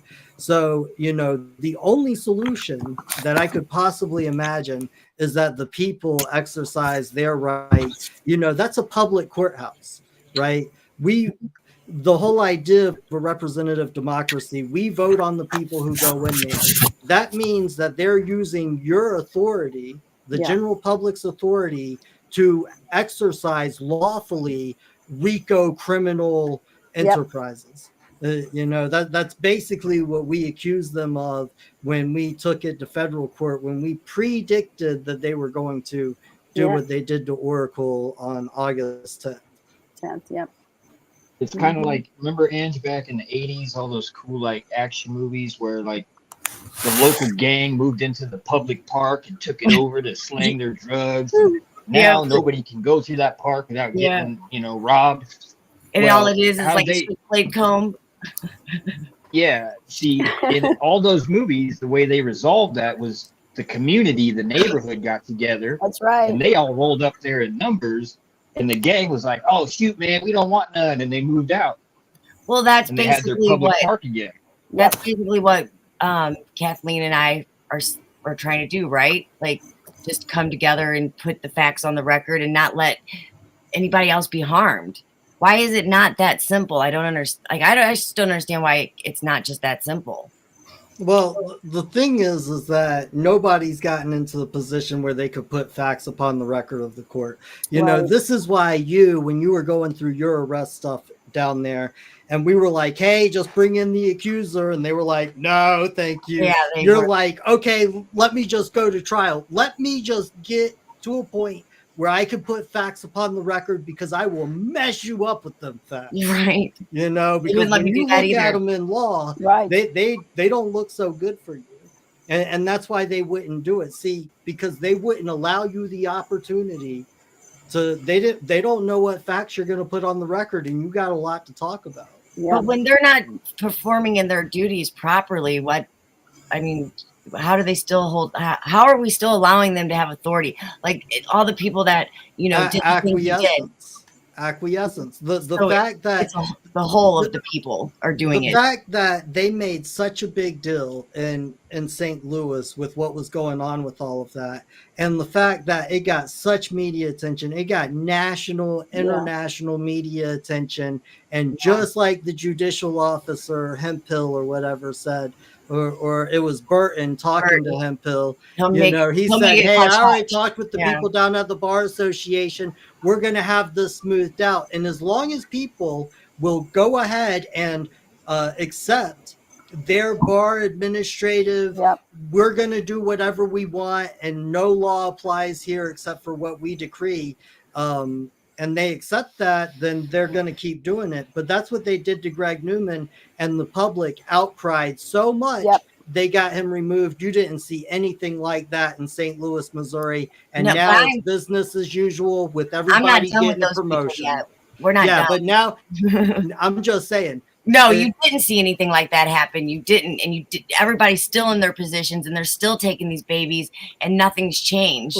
Or they got a promotion, right? Well, most people did get a promotion. Almost most of those people got promotions. Yep. See, Here and just too. like as long as our society rewards evil doing and punishes those who do good, those who speak truth, how could you expect it to go anywhere else? Right. Right. Because like I didn't realize I was giving Zellweger a recommendation when I wrote that letter to the governor until after I wrote it. I was like, damn, that's what he wants to hear. Like they want these crooked judges in here. I've just given her a good word. So it's not a case that we have to tolerate one by one fighting this thing when what we stand on the Constitution and know that it's because we don't hurt people. And when you hurt people, you got to go. So CPS is an agency, and Guardians and the Bar Association are all government, are not even Child Protective Services, a private for-profit corporation now. It's not even a government agency from Human Services or whatever. Guardian ad litems, they are a fraud where it's just a racket.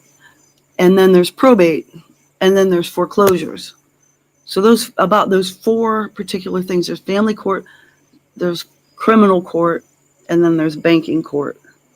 And all of the people in St. Louis who's been harmed by CPS can remove CPS agency and use the money that's there to nurture the children as parents, instead of allowing the state to give it to a profitable company and incentivize them to take the children. This is obnoxious. There's a solution. We have to stand on it together. That's what the grand jury is for.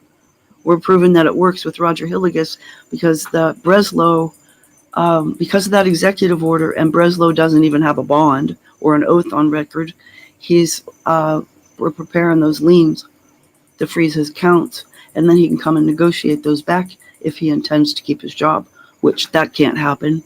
Or if he intends to keep his money. How does anybody get to stay in public office when they're lying, cheating, and stealing right in the public, and we just say, oh boy, that's a show to watch. It's like a circus. But Roger's still there 10 months, locked down 23 hours a day. And where's the fortitude to remove him? The Washoe Patriots got a few who might have a bloodbath when they go there, but and that's not the way it needs to be. We need to freeze the accounts of the people who are stealing stuff and give it back to the people who they stole it from. Collectively, standing in that light to stop the harm from people. One more child getting hurt. You got to understand that, the things that you're talking about, they're symptoms of the real problem. And the real problem is that people don't have the right to access law. Okay. And Oracle's here. She can verify the story for you because it happened when we first met. I'm sorry, people don't have the right to do what? To access the court of law. Okay. In any kind of way. Whoa. Wait just a second. See, you mentioned all of these courts like probate, contract, banking, CPS, family court. Family. Yeah. All of those things. See, there's another court. It's called the Court of Law. Or the Supreme Court. Like when they're talking about the Supreme Court and the Constitution, they don't use uppercase S to talk about Supreme. It's a lowercase s, okay? Because it's a description word. It is not a noun. It's not a proper noun. And they were very, very careful about that. And so what they're saying is that the court of law is the Supreme Court. A court of law can overrule the legislature and the executor, even when they're in concert with each other. It can decide controversies between them. And this is really, really obvious when you see like Supreme Court case law precedent, right? Because that's basically what they're saying. Okay, now it's okay to have an abortion. Now it's not. Right, through constitutional interpretation of case law, which I agree with Scalia. It doesn't have anything to do with the Constitution, and that's the real problem. Is that people aren't exercising, and when people exercise a court of law, they're not getting it upheld. They're not getting it respected, even to the point where the state just stops the law from being broken against them. And a great example I have of this, because I've been teaching people how to go into court and move by due process of law for a really, really long time. And Oracle, when she first met me, she had a friend that was a Russian woman, and she was over here, and her husband went out and verified all this false stuff. The police came over, handed her an order, took her kid, away from her immediately. I think it was like, was it a week or 2 weeks until the court date? It was a week, right? Mm-hmm. And gave her 20 minutes to move her things out of her house. And she couldn't go to the school. She couldn't see her child. She couldn't have contact with her husband because he went and bear false witness against her and got all these restraining orders against her.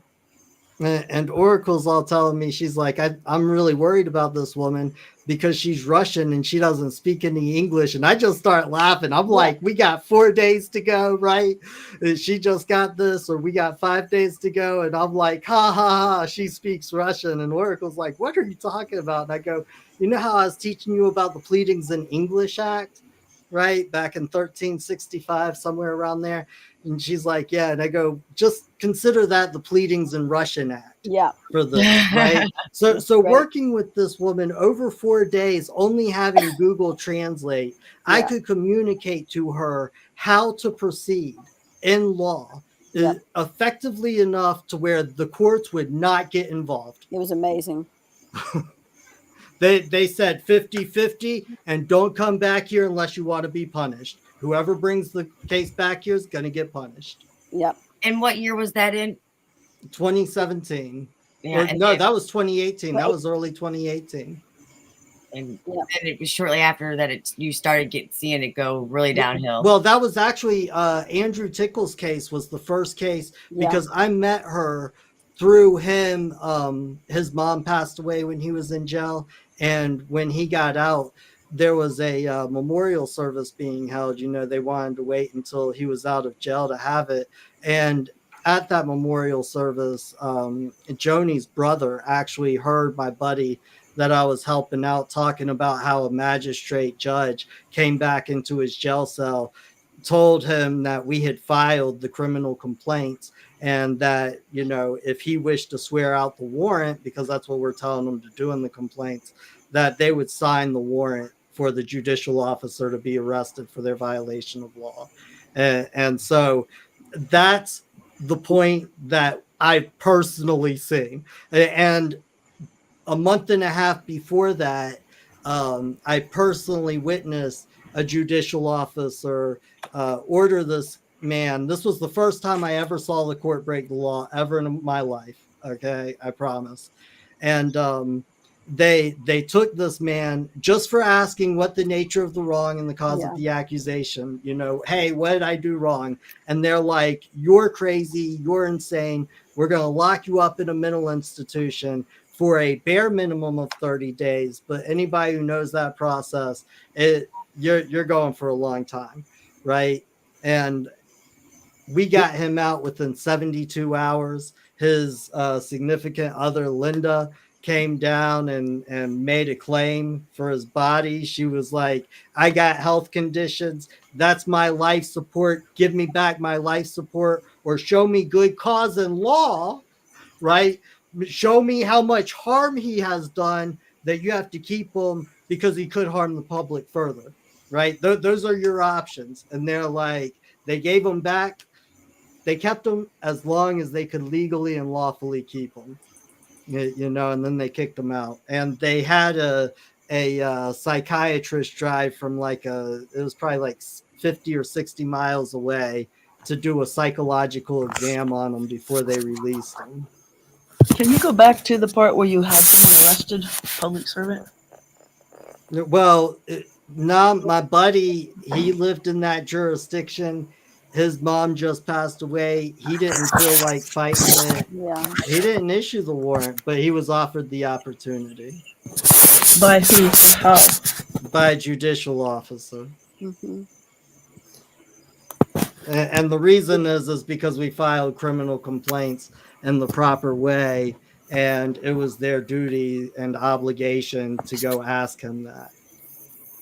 So if we backtrack and go back to the original discussion, Kathleen, that you were talking about, and then John was saying that if we had a court of law, and if that court upheld law and the due process of law, then we wouldn't be needing to do all these other things, because really we're to go to court to be able to have remedy, and these judicial officers are our servants, and everything has flipped around. People have gotten so afraid of judges, of the law, of, you were quoting some scripture earlier, but even biblically it says that, you haven't done anything wrong, you shouldn't be afraid of going to court or the law, or anything that happens in a court. And the only ones that should be afraid are those that are breaking the law.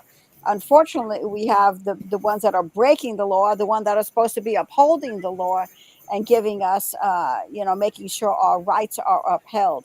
So we go back again to the fact that the courts are breaking the law. So, when that happens, then no one's rights are safe and secure. So we need to go back to getting the people involved in making accountable, the people that they're actually voting in. I mean, we've got judges that you're voting in, and the solution, people say, oh, well, we'll just vote them out.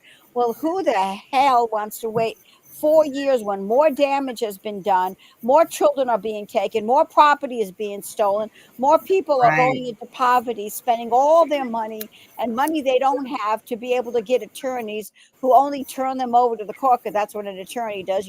They turn you over to the court. So, how could that be a solution? Just vote them in or vote them out. Why wait 4 years when they're causing more pain, loss, and suffering in your life and the lives of other people? So the issue is making them accountable and we don't have enough people yet rising up and saying, hey, stop it, this is wrong, or let's get rid of them. There's no accountability.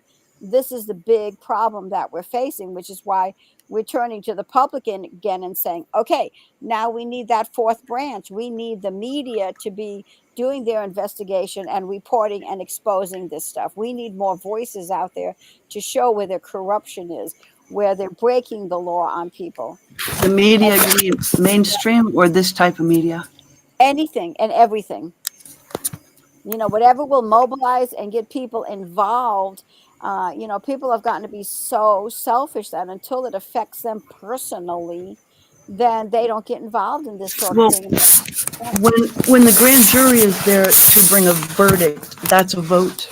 And when they can hear that the damage happened to you because it was a public servant who was denying due process, whatever process that might have been, I know I can feel others' pain. And if I'm on the grand jury, my identity is not, my identity is secret on a grand jury. So I get to vote. Is that the way I want to be treated? If I say, no, I don't want to be treated like that, and that public servant is guilty, that true bill stands as probable cause for corruption. So when the grand jury is called by the state, and you go into this, I was on one once, I was in this 10 by 10 room with 24 other people, 25 other people, and the prosecutor comes in, he starts talking official and telling us our job. And a minute later, the door knocks and he goes out and comes back and says, okay, you're dismissed. The guy copped a plea. Instead of years, he's going for months. I said, okay, well, the grand jury was here to decide who's guilty of what or who's innocent of what. And I saw that's actually not really what a grand jury is there for. A grand jury is not there to probable cause. They're there for. Yeah, but they're not there. You said that they were there to issue a verdict. They're there to issue an indictment if probable cause exists. Or a presentment. Yeah, but then well, actually, it's the members of the grand jury who are supposed to bring presentments to each other whenever they find something that could be criminal going on. They're to go and investigate by themselves, and the presentment is the grand jury investigation where they can start issuing subpoenas and having testimony placed upon the record of the grand jury. And Angela, sorry, grand juries are anonymous 100% of the time, and the Yeah, reason I know is, they are. I get yeah, that, but I was just talking about your regular jury when you go into a jury trial. Why would they? I just come across this the other day, so I was just curious to why would they want to do that? Like, what would be the right. reasoning behind that? So I had never heard of it. Kathleen, one of the things is that you can't start off with a grand jury for that process. When a judicial officer violates your rights, when a clerk violates your rights, basically the way that you're supposed to control them in law is by an extraordinary writ. Okay. And so when you get an extraordinary writ, what you do is you go and you sue. It's a collateral attack. You're suing not the judicial officer, but you're suing what they did, right? Because, for instance, like with Oracle got thrown into a jail because effectively she was testifying about actual fraud that nobody in the courthouse wanted on a court of record. Okay. Well, it's not lawful for a judicial officer to do that. And because it's not lawful for them to do that, they cannot do that action and say that they are acting as a judicial officer at the same time. Okay. So what you're doing is you're suing and you're saying at that moment in time, he was not acting as a judicial officer, which makes everything else have no force and effect in law. Right.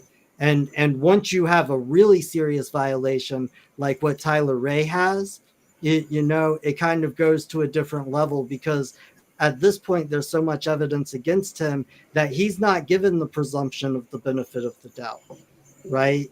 Like he is not given any word. Fritz Mercer could have said, oh, well, the power of attorney wasn't certified, it wasn't on the record, it wasn't properly before me. But Fritz Mercer in law has a duty, looking through the record. And he said, I have looked through the record for 2 days, right? He had to have come across that power of attorney. He would have a duty to say, hey, it looks like you have a power of attorney here. Do you have a certified copy for me so that I can recognize you before the court?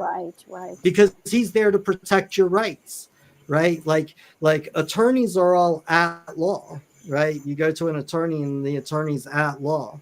A judge acts in law. And this is why when 2 attorneys are before them, they don't have to do anything lawful, right? And that's how the game's played. That's how they administrate everybody amongst themselves. So, but when They're you're a playing man, when you're a Monopoly with woman, you as the piece. That's why you go to jail and they don't.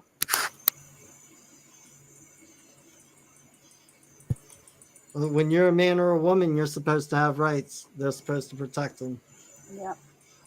How are people supposed to know this? They don't teach this in school or anything. Like, before going into the court, like, how are you supposed to protect yourself if you don't know to do all that? Well, I mean, they used to teach it in civics, but they traded that for social studies. Right. Social engineering. Yeah, exactly. Engineering, yeah. Exactly. So now it's going to kind of be up for people. Yeah. So when we have a beef with our public servants and we know that we can't get to the grand jury of the county because those are occupied by the prosecutor only, then we have to become the grand jury. And that's what the assemblies are going to be doing once we show how it worked. But at Judge Breslow, who has Roger locked in there 23 hours a day, the case that Angie put together, if I thought there was a chance for us to arrest them instead of going through the rest of the process, I think we would be doing that. Or if we thought there was. But I don't see a way to evoke the sheriff's authority while he's working for them. And looks like the only way to squelch the enthusiasm to hurt people is to shut them down with their pocket. Let him think about something else for a while. Well, I mean, I'm just saying, before you even get there, you have to get it established upon a fact, upon a record of a court. that what they did, they could not be doing in that capacity. Otherwise, they're going to have absolute immunity. Please help me hear that again. Like basically, it doesn't matter what you do until you get facts upon a record of a court until you get the right to go into a court and make an accusation like, hey, they locked me up when I had a right to be before the court so that they could rob my dad, right? You have the right to go in, and because a judicial officer can't do that. A judicial officer, a real judge in law, cannot beat one party up and then take $300,000 from one defendant in the case and give it to another defendant in the case. Like there's nowhere in law anywhere where that's acceptable or that's okay. There's no situation that you could think of where that would actually work. So, hey, now I have my facts. I got my story put together. Now all I need to do is get before a court of law, right? Which is a jury, and explain to them, because everybody knows this law, right? It's not something that's real hard. It's not something that's real complex. Everybody knows that you do not beat up other people and take little old men's property that used to be a veteran for this country, or that's a veteran for this country, right? Like nobody had to teach you that. Well, I have a question. So what if hypothetically that, you're saying we can't get our facts upon the record. What if you find that the judge unknowingly put that fact on the record by, practicing, law from the bench and moving the court the way he does, and then like omitting things? Because I could swear that the judge has done that in this case. Well, he's put facts on the record unknowingly. The thing is the only way that they can get away with doing what they did to Oracle is if the sheriff's in on it, the district attorney's in on it, the judicial officers in on it. They all have to be in on it, because we live in a system, and the reason why our American system of law is so good at stopping corruption, at stopping these bad things that the government does, is because we all got to watch each other. Well, right. That's what I'm saying. Like this judge, like this video I was putting together, he says he does not have jurisdiction, and then goes on 10 minutes later to say that Roger's crazy because he thinks that we don't have jurisdiction, but he just said it like they didn't have the jurisdiction. So basically he just put like some of the facts on the record for him. Touche. And how I'm seeing it, like in a way. I mean, you could kind of see it like that. Well, okay, and then is he exercising jurisdiction? He says he doesn't have jurisdiction. Yeah, well, yeah, he took. They work. Yeah, then you have to go sue him. Yeah. Right. You have to take it to the next court up. But sue him. You have to take it in a declaration for a writ of some kind. I don't know what you wish for him to do or stop doing, but if he says that he doesn't have jurisdiction on the record of the court, make sure you got a certified my record on there for me. That's how I would look at that. Do what? I would look at it like he just got that fact on the record for me unknowingly. Yeah, but you still have to show it in a transcript. Right. Like, you still have to show it in some sort of record that's certified that the court's going to take. See, and that's, they just pick and choose. Well, and the thing is like with Oracle's thing, they certify it and they don't accept it, or they certify it and they destroy it, or they certify it and they take. Why do we have to accept that? That's what I don't know. Why do we have to accept that they're doing that? Like, why do we have to just sit down and accept that? Well, I mean, I'm not saying to be like tyrannical and go against the government and go against the law, because I don't feel that way. But why do we have to accept all these wrong things that they're doing to us? Well, you don't, and the only way that they can do it is because people don't stop them. Yep. You know. But when you feel like, okay, I'm going to stop them, then it's like impossible. I mean, there's got to be some give and take somewhere in this relationship with the courts, because So when you say common law grand jury, that's the same thing as the people's grand jury, right? Common law is simple. We don't hurt people, or we atone. And when we have discernment to see that happening, we make a determination that there's probable cause of corruption. And Yeah, then if we process it and do the public notice of it, then we can be also the petit jury that determines, yes, now they're guilty. But And in public, we're talking about babies being taken and things happening to babies. Like, I mean, is there law when they're doing that? There is no more law, like when they're stealing children and harming them. Congress condoned it. They put the legislature together. And they allowed it. I'm just what does that say if Congress condoned it? That they make them plenty of money from it. Condoned it. The American people themselves gave the energy to Congress and allowed them to do that. Any way you want to cut it up. So can't we just take that energy back? Can't we just be like, nah, I changed my mind? With the grand juries. Education. On what? Only through education. Becoming the grand jury. Of course we can take it back. Look, I agree with you wholeheartedly. If we got a real common law grand jury, and the people's grand jury is a common law grand jury, okay, but there are necessary steps that have to happen, and it hasn't been in place so long. Yeah, we have to come into agreement. That's how necessary. Yeah, but you have to come into agreement with the other side, right? Like you have to come into agreement with the people down at the courthouse. Otherwise, observe the record that already exists, and we looked at it together. All of us did. And what I'm saying is that that's great. And if you could get that record before a judicial witness for any state in an open court proceeding of that state, and you could verify those facts upon the record, right? Once you do that, now you have something, because they can issue something you can go and execute. They can issue something that will substantively or materially affect your rights one way or another. Because there's some judge up there that really wants to stop getting that money from those lower courts. What do you mean? You say go up there to some fancy judicial place, and I've been through there. I see their character. I see the way they look at people like they're a piece of meat. And you don't have anything left, we're done with you. Go. There's no integrity up there. I'm just all corporate for profit. I'm just saying that I have personally witnessed things that you would probably find unbelievable.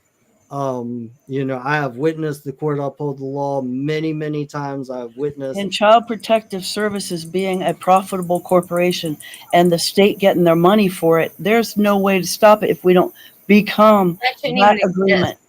Like, we shouldn't even allow that to exist. That can't keep existing. You have to stop that. The thing is that the only way you're going to stop it peacefully is through political will.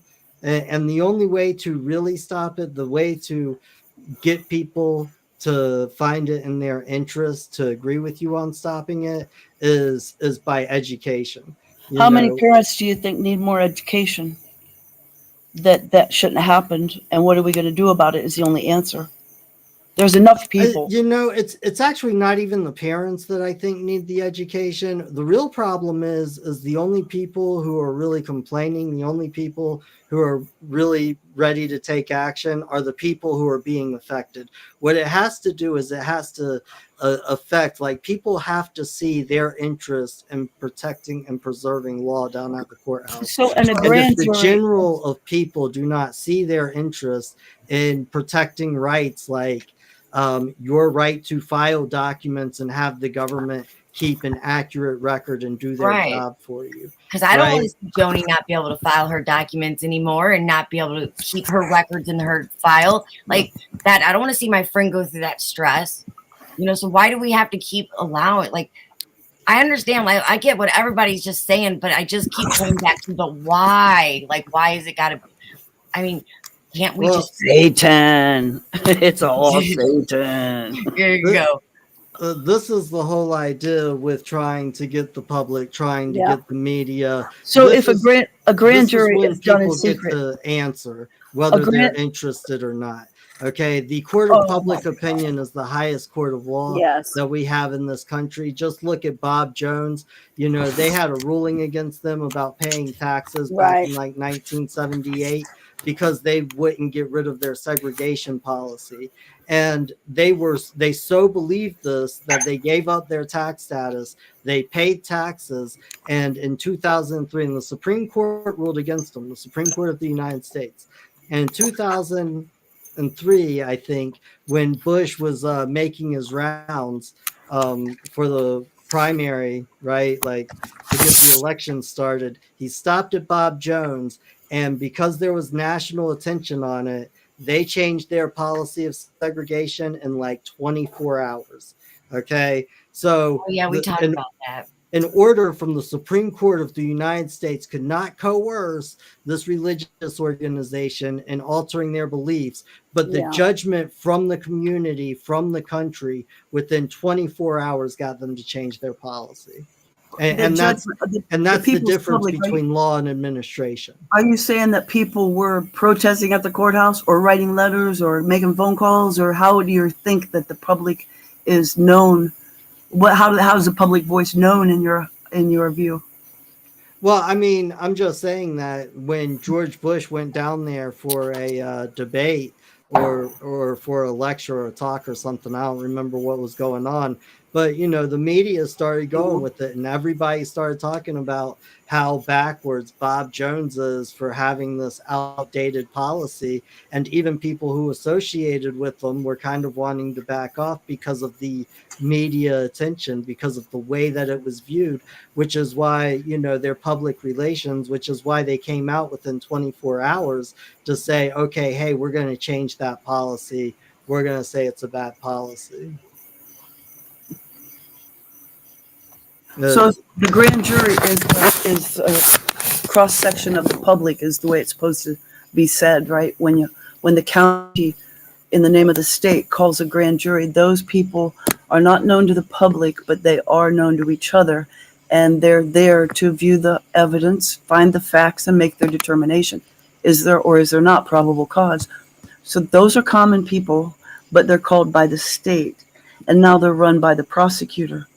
So when we come together, 25. Wait! I'm just laying the groundwork for this question for you.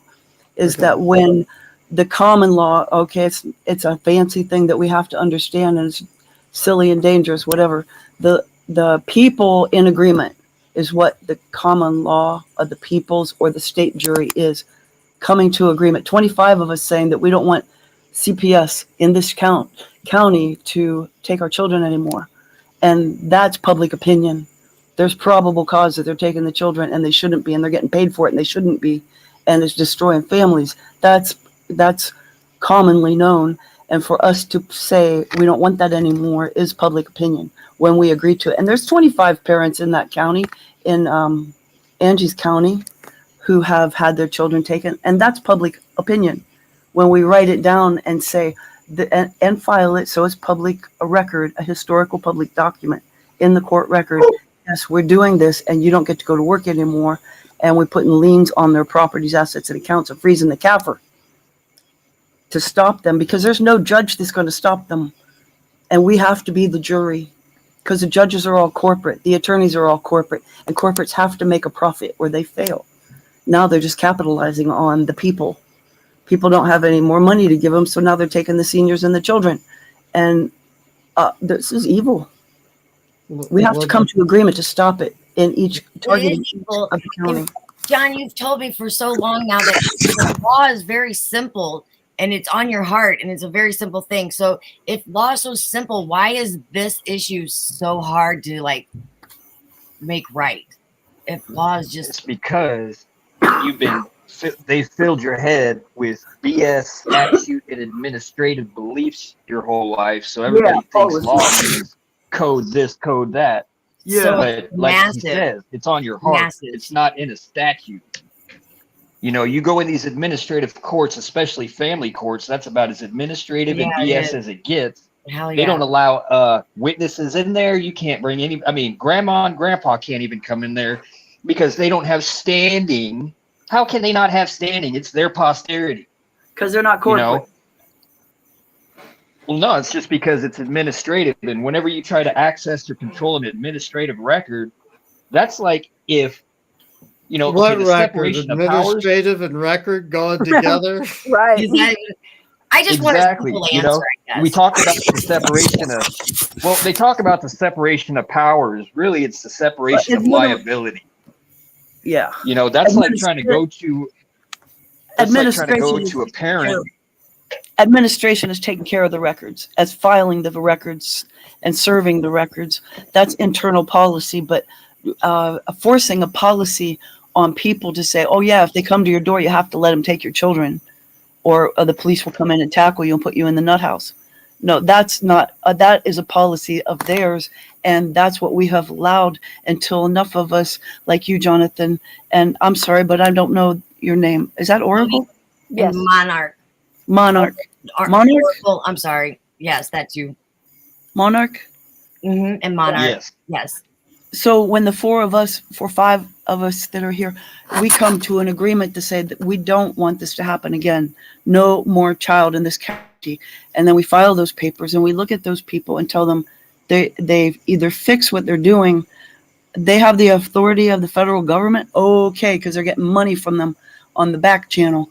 But we people living here where we are not going to allow it anymore can freeze those accounts and say, that money no longer goes to take the children. We're using it to nurture the children. But we have to do it in agreement with the fortitude to stand there and look at them in the eye together. So, because that's a First Amendment. We don't want this to get to a Second Amendment, do we? Because that's why it's written there. Well, the First Amendment is to speak it into real, and the second in case they don't listen. But then hitting them in the pocket is better than. I don't operate under amendments. The law is on my heart. It's between me and our Creator. And unfortunately, the sad part is it's going to have to be more than the 4 of us agreeing. You're going to have to bump those numbers up. You're going to need the 25 per head in the court, not the significant 25. You're going to need at least as many as you can get per head in that courthouse. And that's every case, not just this case, that case. I'm going to try to file on your record, play your game. No, you guys need to all be together and all show up for every incident. Well, I mean, if that's what we got to do. No, we want there to be one incident that says, hey, don't do this anymore. Hey, but you're trying to access their record. Wait. Let me just jump in here real quick with a part of the whole grand jury. And I agree with you. A true grand jury can never be ran by the government, because the whole idea of the grand jury is to investigate government and corporate officers. So with that being said, if people really understood it, you were talking about a grand jury and talking about just 25 people coming together. There's a lot more to it than that. The idea of a grand jury is that the idea of 25 people being on a grand jury specifically is that everybody has a day a month that they can just sit down at the courthouse and watch it. And everybody, if they know the general basics of law, has a very basic understanding. They should be able to see something, the unlawfulness and say Oracle getting carried away and abducted so that they could rob her dad of $300,000. Where did that come from? Where did that come from? Why is there 25 so one person a day can sit down there? Where does that come from? What do you mean, where does that come from? The principle of the grand jury, you're saying, is so 25, the number of 25 is so that you can have one person a day sitting there watching the courthouse. The number of 25 comes from the Magna Carta, so that's easy.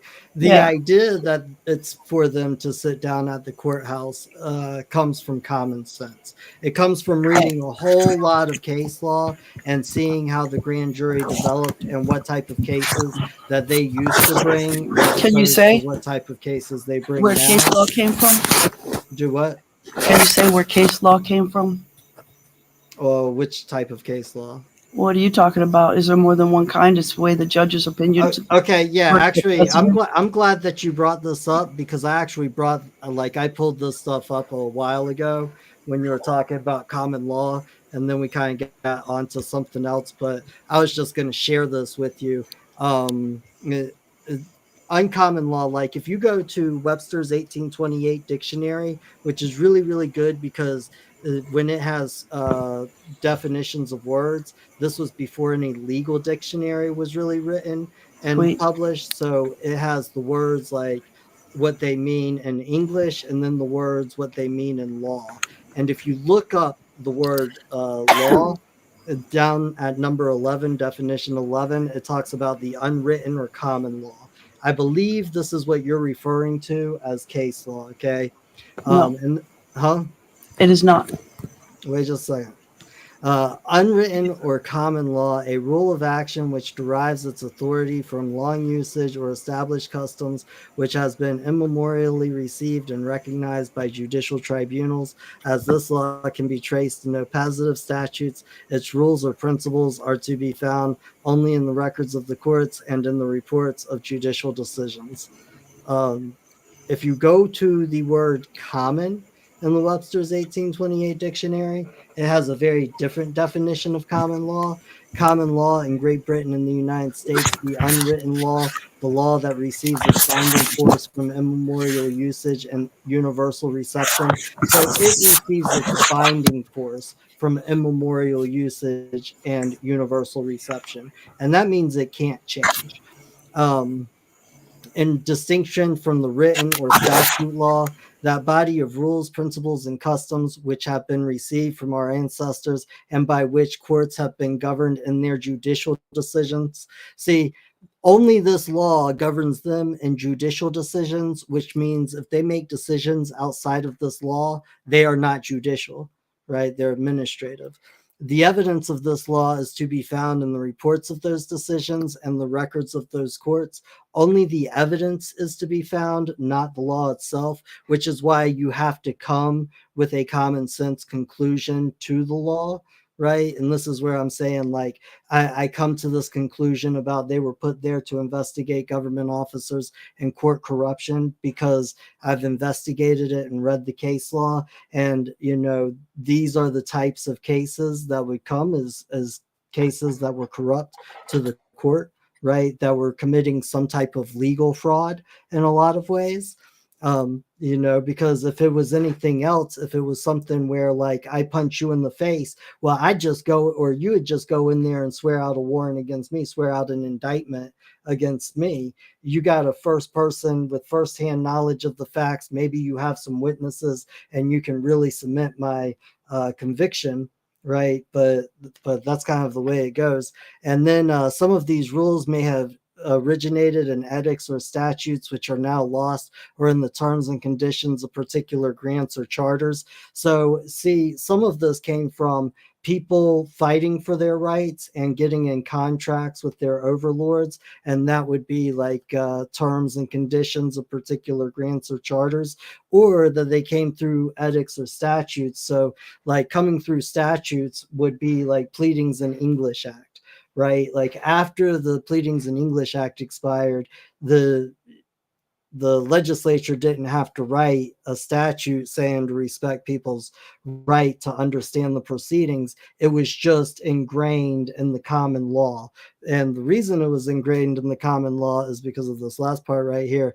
But it is most probable that many of them originated in judicial decisions founded on natural justice and equity or on local customs, which means the only judicial decisions that you can find are found on natural justice and equity or on the local customs.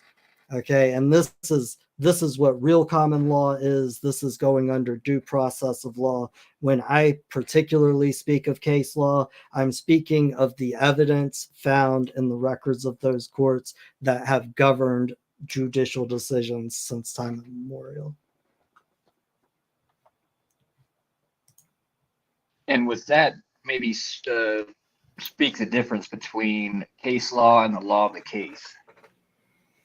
The law of the case is really simple. So what they tell attorneys is that the law of the case is where the case law actually writes down what the law is, kind of like what I was telling you the other day, Ange, is, you know, Stanley versus Illinois. The law of the case that they would have recognized was that your right to rear your children is more sacred than your right to property since time immemorial in our society. But that's not really what the law of the case is.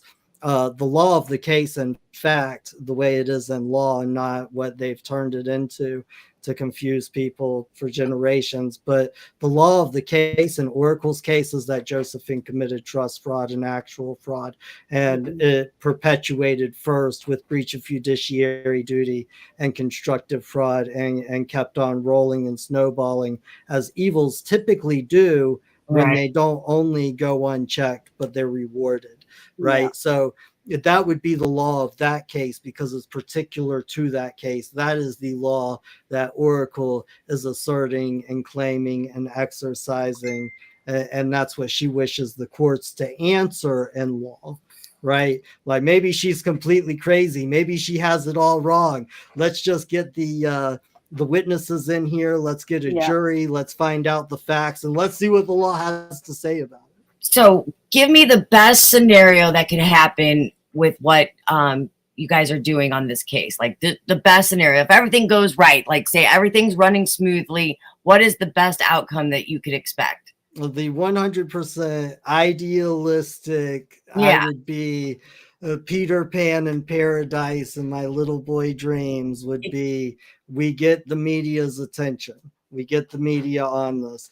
Then we go and take this case to the appellate court with an original action, having original jurisdiction, so that we can place facts upon the record of the court and see if we can't get them to offer a true and lawful judgment. And with the case that I believe that we can bring, because we're going to make the accusation that they are running a RICO conspiracy with all of the elements met, like boom, boom, boom, boom, boom, boom, boom, and they can show up and contest it, which probably wouldn't be smart because when you're committing criminal acts, you do have the right to remain silent, and we can't charge them for nothing except civil liability, right?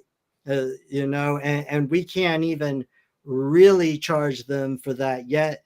There would still be another process, and that process would be having the North Carolina State Court of Appeals issue an order that the state government recognize the convention of a grand jury, and then recognizing the subpoena power so that we could investigate that courthouse and prove the accusation beyond any shadow of a doubt. But aren't we pretty much certain almost that there's a RICO going on in every courthouse in America? Like, there's a what going on? Sorry. There's RICO going on in like every courthouse in America. No, I don't think that we're certain on that. I would say that it's really, really prevalent.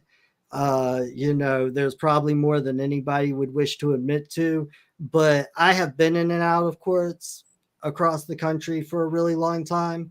And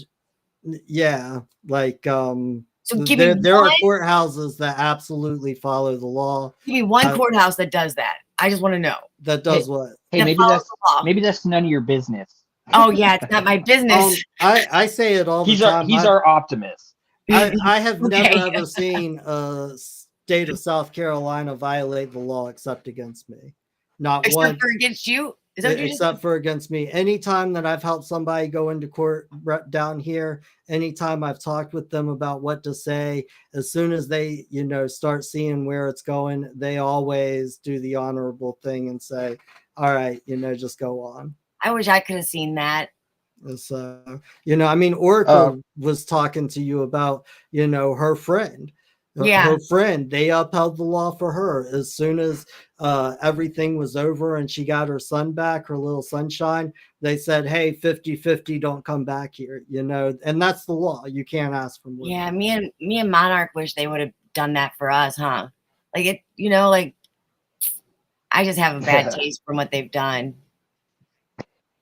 And I'm like, that's administration. How to fix it.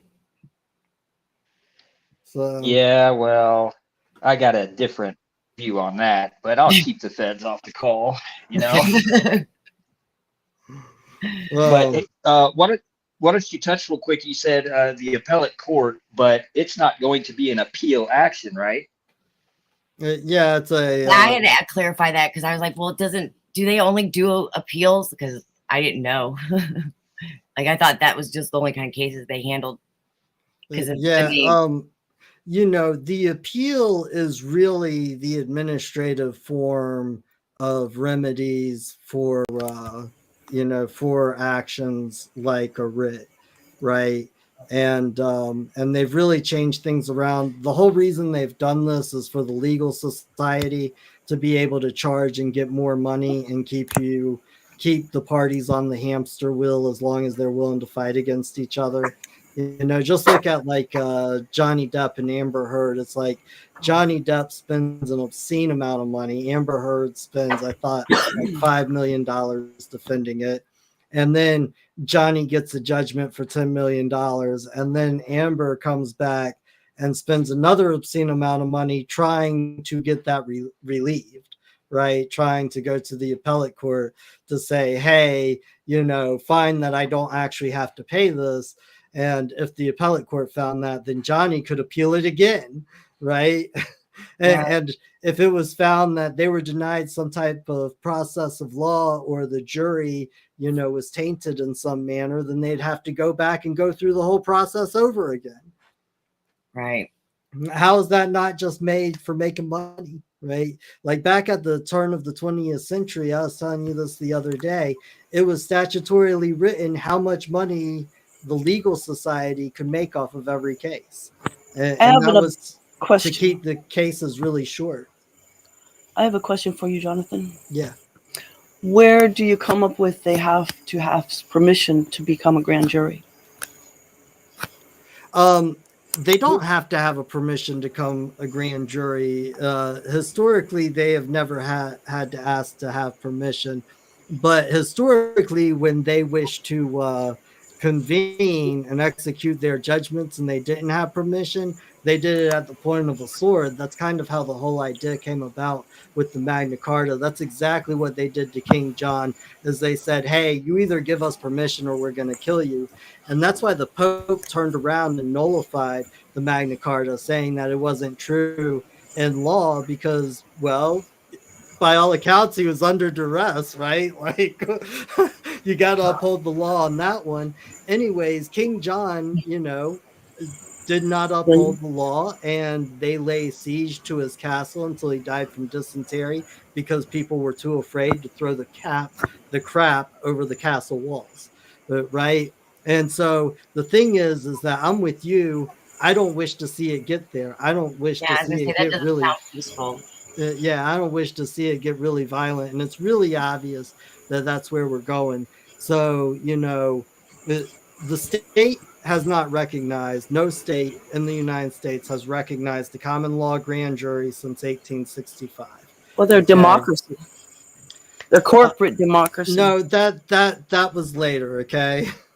Well, no, I'm saying now they don't recognize anything because they're corporate, profitable, and using us for that purpose. Yeah, well, no, they don't recognize anything because ultimately the devil's in control of the world right now, right?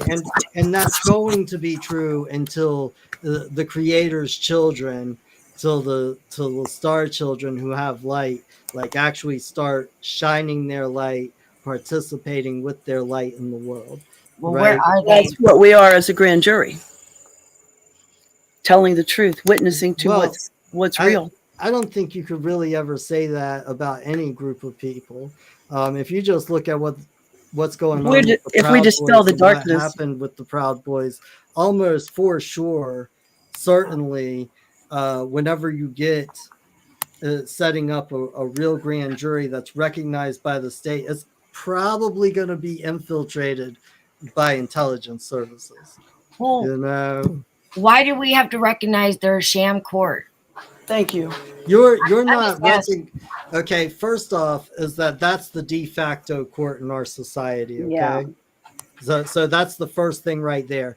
And the court that we're trying to recognize, the real thing that we're trying to get out there for everybody, is that court of public opinion. Yeah.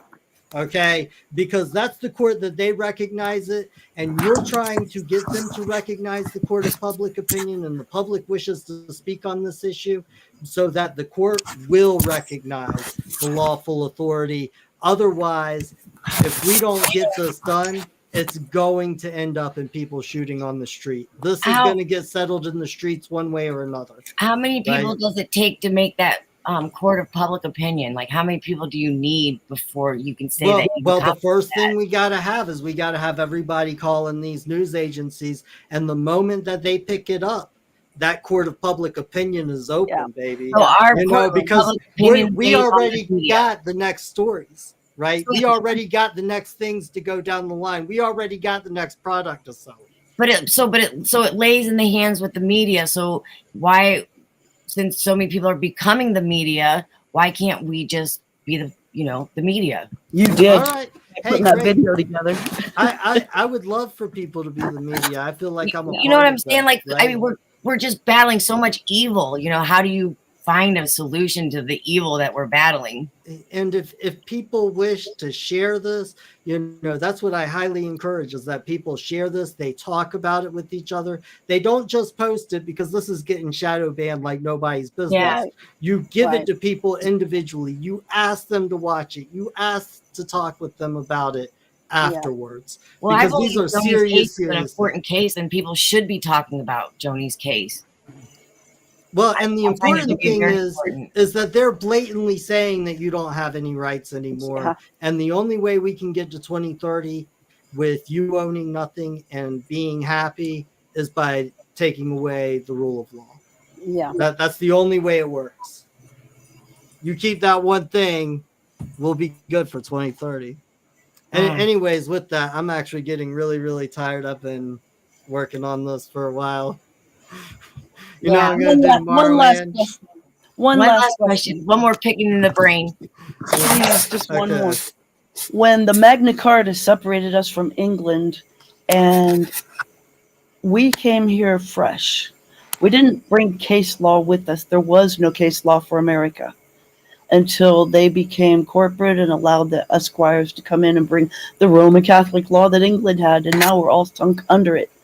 So why would we want to rely on the case law from shepherdizing and analyzing? And we know what hurts and what doesn't. There's no law allowing somebody to hurt somebody else, except if we buy into the corporate limited liability or immunities, which they don't have if they don't have good behavior. If they're hurting people, they don't have good behavior.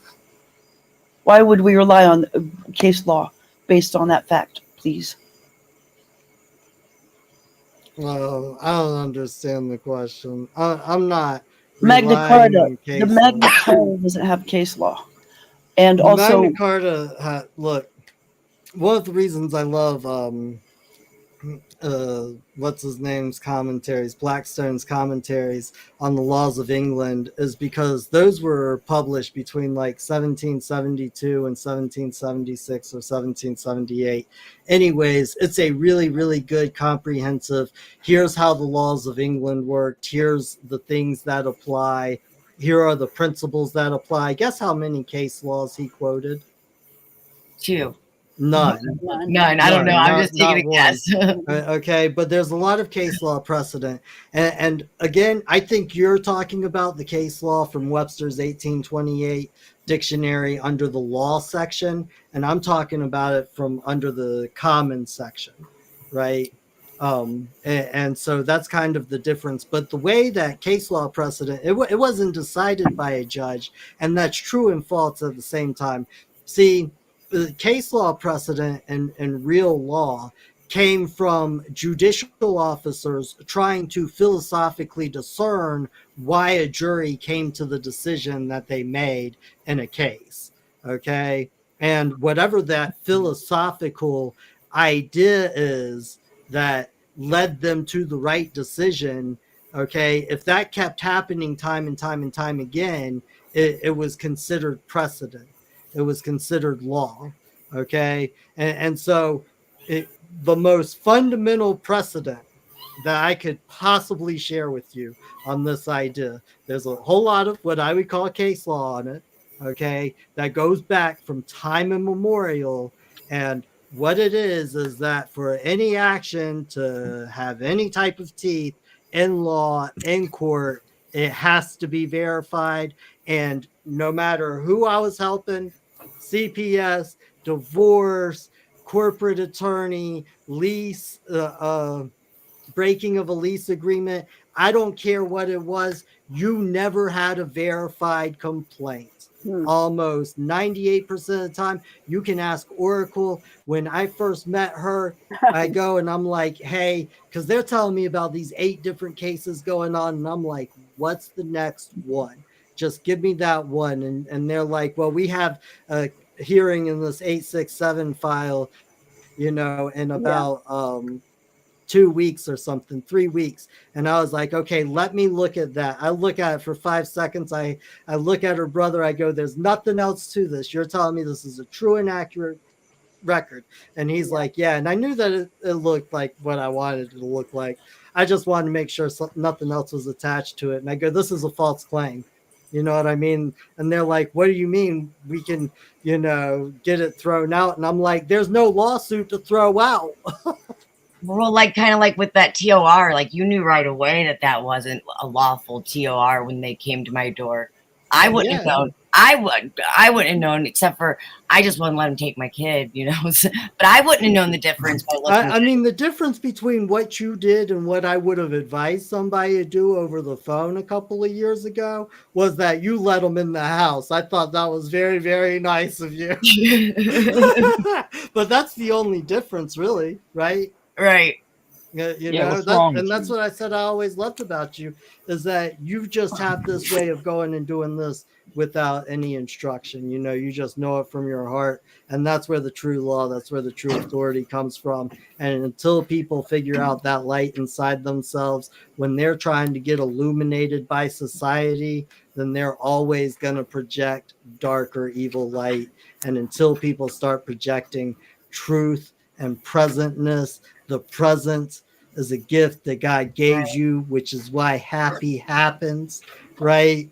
And people got to start thinking about it. They got to quit awaking in the morning, because morning's something you're supposed to do. When you go to awake, people have their words backwards and they cast spells on themselves. Yeah, they do. They have us all backwards. All 5 of our senses are going backwards.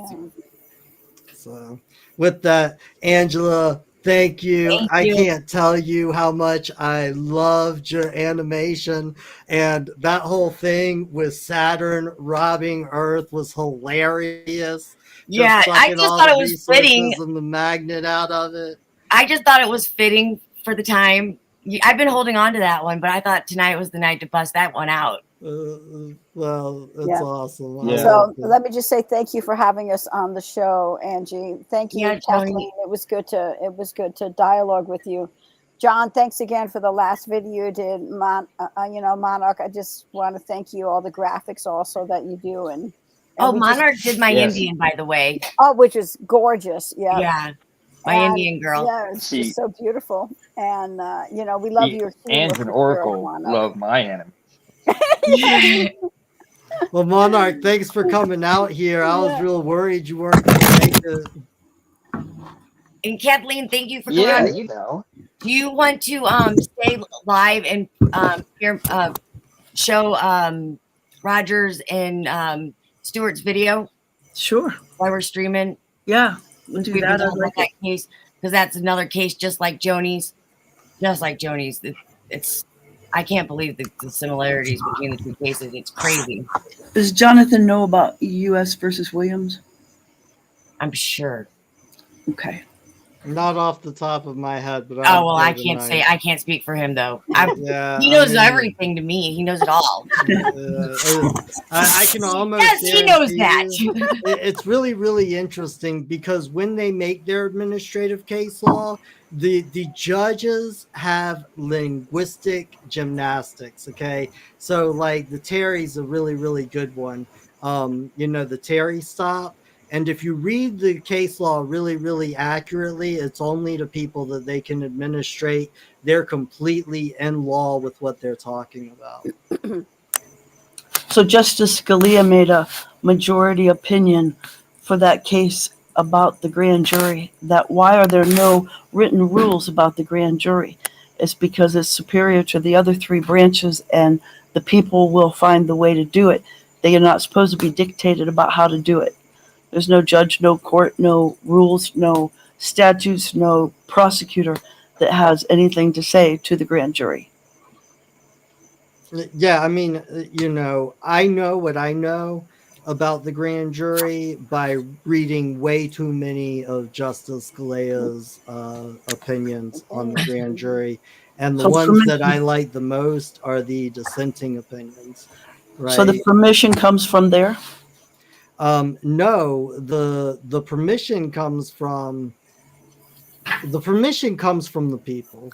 Okay, which is why the people are going to have to enforce the court of public opinion on the state courts, in my opinion. And the only reason I have come to that logical conclusion that I'm trying to push this idea is because I see it as the only peaceful way out of this situation for my son. Exactly. Like it's not going to be long before people are knocking on your doors, and they're already locking people up for no reason. They've already locked me up for not driving when I wasn't not driving without a driver's license. Right. And they suspended my license and didn't tell me because I didn't show up to court, and I have video and audio of me showing up to court. You've seen me here. Like, do you ever think I would take the opportunity to miss court? Everybody else is like, oh, this isn't gonna be fun, and I'm like, where's the guy who's got a claim against me? I just want to talk to the man who's got a claim against me. Let's get this process started. I am excited. Yeah, they broke my neck and my back for asking that question. So in the grand jury, and when you look at it, like the people keep looking to the state for permission to be the people. You get incidents like January 6th, right? Where they invite you in and say, "Go, come on and be the people. Come on in," and then you disappear. Yeah, right. Well, and they wouldn't do that if there was 10 million people there, or 5 million people. Yeah, that's true. That's right. There's strength in numbers for sure. So we just got to keep trying to pull people and pull people and pull people to get involved, that participate, get involved. Well, here's one way to get involved. People can call these news stations. And ask them to cover this story. Yes, thank you. That's right. There's four numbers that have been there on the screen. If all of you, as soon as possible, and keep calling those numbers and let them know you want to hear this story. You want them to report on it. You want to know what's really happening, what's going on, and for them to put their investigative reporters on it. Because this will help everybody. As John said earlier, and a lot of people don't really get this, but the courts are open 24/7. The courts are public, and those documents in there, everyone should have public access to them. And when they're tampered with, that absolutely messes with not only your case, but with the public's ability to find out the truth of what's really happening. It's a very dangerous and precarious, nefarious situation we're in now. But can't we just become our own reporters and our own journalists and go and report on these stories? Like, couldn't I just come in there and report on it? We are. You can if you can access more people. If you can access more people than the fake stream media, then by all means. In essence, what Angela's done is put the public pettit jury in that video. So we delivered a presentment true bill from the grand jury to Judge Breslow and Steggy, the district attorney. We delivered it to them privately, giving them the opportunity as a real living man to fix what they've broken, and they ignored it. We thought they would. So we altered it so that it would now address the county commissioners. And when we got to the county commissioners, it was read into the docket, it was served personally, and it was emailed to their offices. It was emailed to Breslow and Steggy, and also hand-delivered too, on a recording of a phone. So we found out that the commissioner one of the commissioners in charge of the budget doesn't have a bond or oath, and neither does Breslow. So based on that, now we put all of their evidence out there on the video that Angela's about to show. And that is, in essence, all of the exculpatory evidence that was refused. So this is actually his petit jury, and the public can view it, but having it live where the public can vote was Angela's and my idea of a good time, to make a public trial on the public, present the truth into the public social media, like this one, have the theater where we are asking the people to vote. The peanut gallery can come into the jury box and vote. Well, Well, Angela, one of the thanks things for we learned. inviting me out. I'm really, really tired. I'm gonna hop out Good here. night, It's John. getting pretty I'll late. talk to you in just a few minutes. Good night.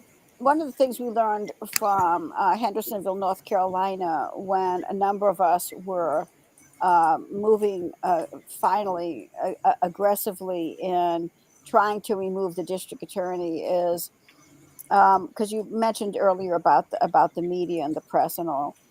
So the interesting thing was the Bar Association made it clear that they were not interested whether or not the law was broken. It was whether or not the appearance of it. And the second thing was when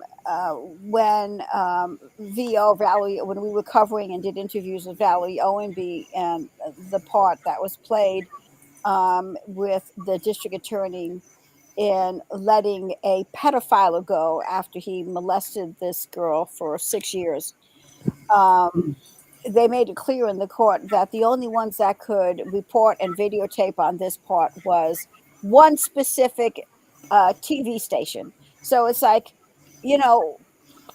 what a crazy thing that they There's told something in that. everybody else had to turn their cameras off, and no other TV reporting was permitted to report or videotape on that particular testimony, which is insane. That's So what they're doing to this case. She did. There's something in that, because they were asking the prosecuting attorney didn't want to be on the his face on the camera, and he asked the judge if a certain news station could be the only one to film. Yeah.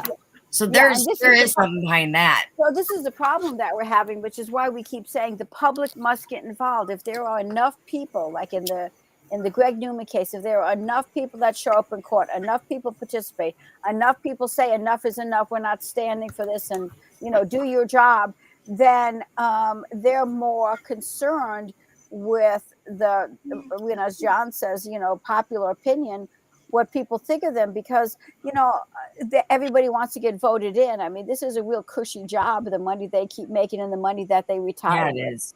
And so they get really scared, thinking, well, if anything comes out, they're not going to be voted in again. So that's why it's important to keep at this and getting more of the public involved. But I've got that court date on Tuesday, and I've got to talk to John about some of those details, and I've got to pull up some of the research and documents for it. So I want to thank you again. Thank you for coming on. I'll definitely make these phone calls in the morning. I'll call them. You know I will. I'll call them. I'll see if I can get some more people to call too. I'll keep pushing this flyer for you. Thank you. Yeah, we Good keep to talk calling with you. and God calling. bless. It's going to help us all in the end.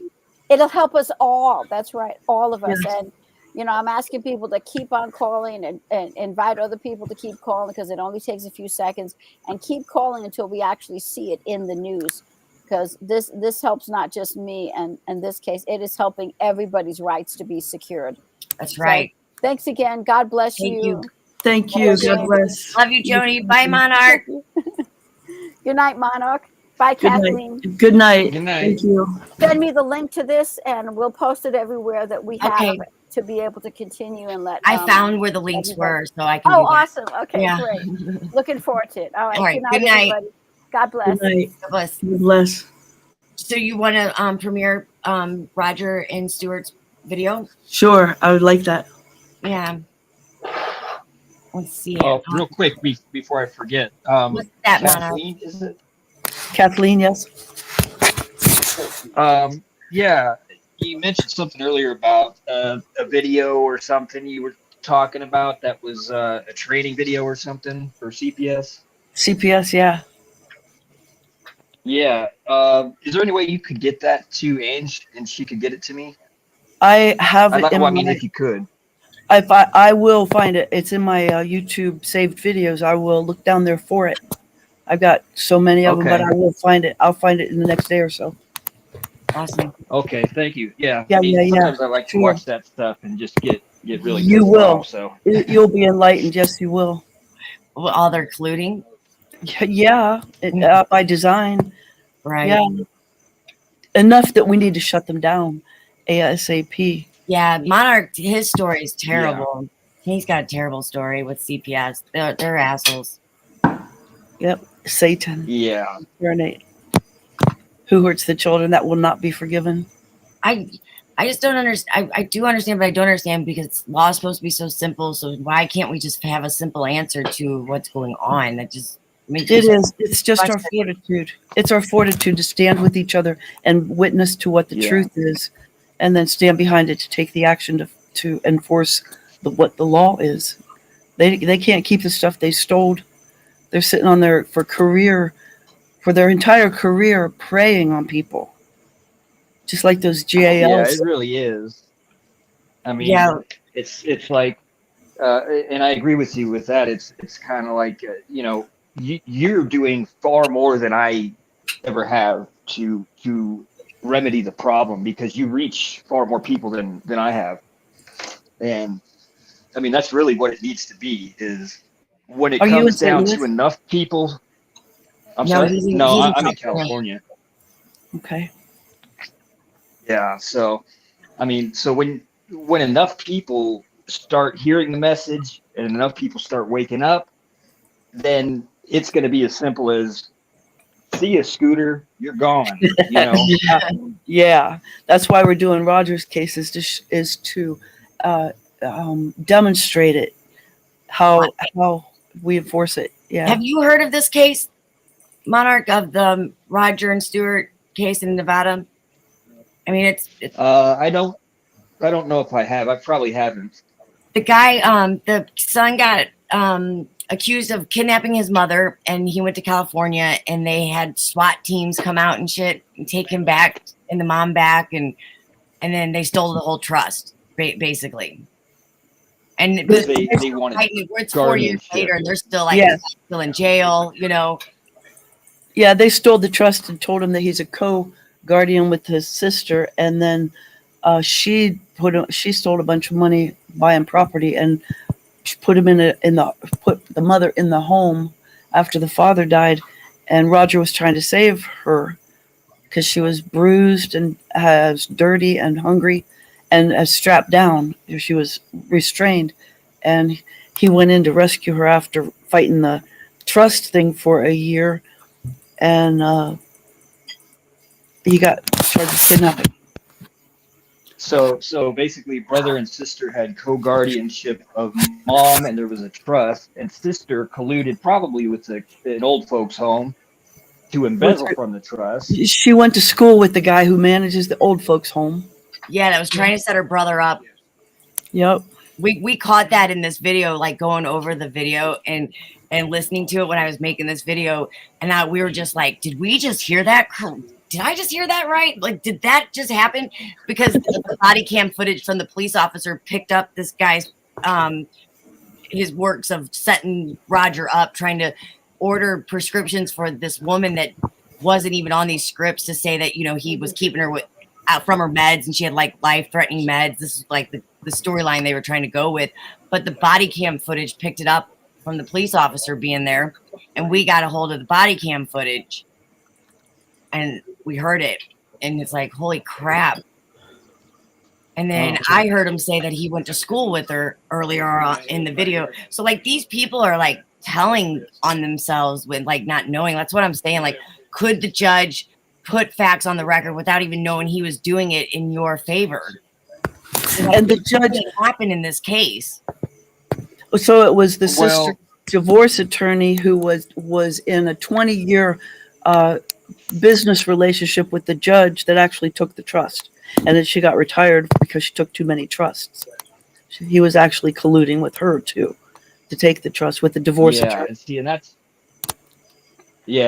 RICO part you're talking about is Yeah. it does really require all three branches of liability, not government. But you know, the separation of powers is more like the separation of liability. It's like, oh, that's crazy. You're a conspiracy theorist if you think the judge and some attorney and some old folks home and some sheriff were in on it. It's like, yeah, well, they all got a cut, you know. $10,000 a month is why the facility wanted to keep her. Exactly. For 3 years. 10,000 a month for 3 years. The address is 6155 Stone Valley Drive. Monarch, do you know where the Bellflower apartments are? In Bellflower, California, I think. Los Angeles area. There's a lot down there. Yeah, that's where they went in and got him from. Yeah. Now, when was that by chance? Like 4 years ago. This case has been going on for a long time. Yeah. Well, see, now the tragic thing. Locked up more than not. Yeah, the tragic thing about how they do business out here is now if that was a child instead of an old person, and he kidnapped a kid and ran over the border to have them gender mutilated, then he would have been totally safe. Yeah. Oh, yeah. He would have amnesty. Wow. That's crazy. Actually, that's not totally official. It actually, here's another attribute to the public opinion. They were trying to pass a bill, sneaky style over here, that would make this an official, legislated as a amnesty state. So if you wanted to reassign your child's gender, you could kidnap them and bring them over here to do it. And the bill though was to knock it down so it was no longer a felony. It would just be like a speeding ticket if you brought a kid here. Can you have abortions there? Yeah, they do. They do. You're allowed to have those still. Yeah, but it's not as, I mean, you would think in California they got one on every street corner, but it's not as abundant as you might think. Right. I'm sure they get racking up plenty of numbers out of this state, but yeah, it's crazy. But here's your public opinion, as far as they were going to change it so it was no longer a felony to kidnap a kid and bring him over here, because they wanted it to become a trafficking state. You could traffic into and be protected if you're a legislator. But enough people heard about this bill that was about to go through, and they threw a shit fit, and they went, oh yeah, no, never mind, we're not going to do that. It's still a felony. We were just teasing. People that throw these shit fits, because I want to get with them so they can throw some shit fits. Like who's throwing them? Me too. Where are these people? Yeah. Because I've decided that. Yeah, I really feel like there's a party somewhere. When we're not invited. I didn't get the flyer, Like we're not the cool kids. Yeah. Exactly. Or is it all just made up? That's what I'm starting to wonder. Like I was talking about it the other day about these kids being saved, these trafficked kids. Well, are they being saved? This is really going on? Because, I advocate pretty hard. And if there was an organization where we could go and we could go save children, I would be a part of that. Or I would know somebody a part of that, I would think. And I don't. So I don't think this stuff really happens. I don't think they're saving kids. I think they're actually just trafficking them when they say they're saving them. Well, yeah, it's kind of like, I don't know, but I always come from the side of I know what the government's capable of and what they're willing and do in a standard business practice every day. So I do know that if there's kids being rescued and there was such and such agency or department that was involved, I guarantee they're more like just stepping in and saying, I want to cut of that action. Right. Yeah. It's like I think these are fake. You can find reports about this trafficked kid saved almost every day, but I don't know. I just feel like if that was going on, I would be a part of it. You are, honey. You're the biggest part of it. As soon as we get done with this grand jury for probate, we're going really to the truly being CPS. saved. I think every one of us would be a part of it.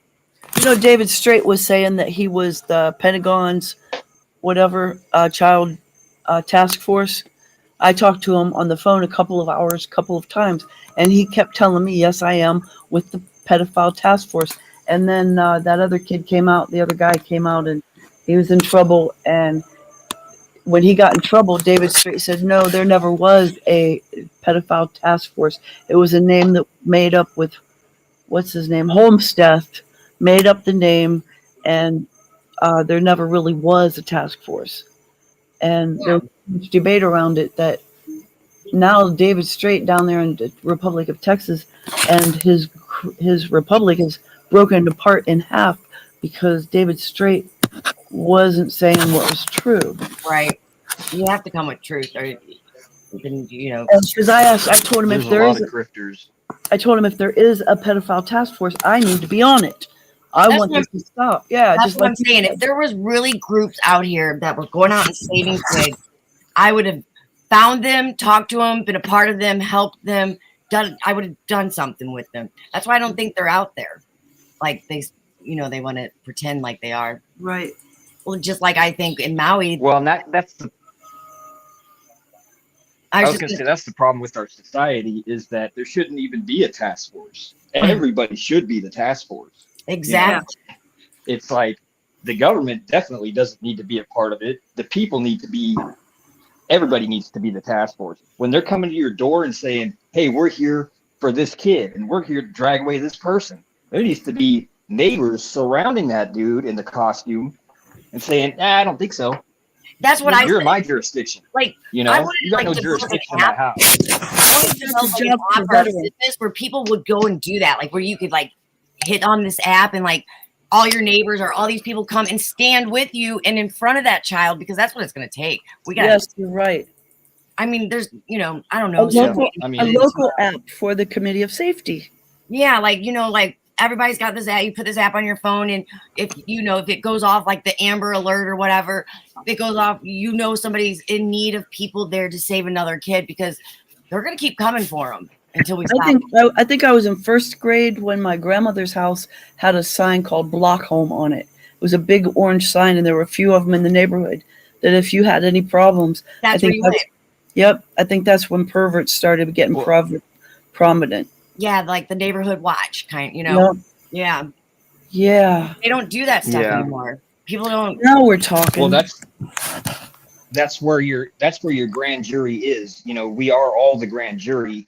You need to reach out and it's like maybe if you're real busy, I get it, all this stuff, but it's a thing. Go out one day a week, or 2 days if you can, and go meet one or two neighbors. Because nobody even knows the neighbors anymore. Right. Go meet somebody and say, hey, look, I live right over there. I see you have kids. That's great. Just so you know, you ever have a problem, let me know. Yeah. Let's make that public. Or just, what's that? Let's make that a thing. I love what you're saying. I mean, yeah, you really should. It's like I've taught people, military things I've learned in the military tactics as far as recall rosters. It's like everybody should, if you have kids especially, you should have a list of people that you have memorized and that are in agreement with you, exchanging numbers, information that, hey, I have reason to believe I could be stopped and kidnapped or body taken away by a cop anytime. They like to do that. Yeah. We all can be kidnapped at any point. Like, yeah. Just like I stay ready for that.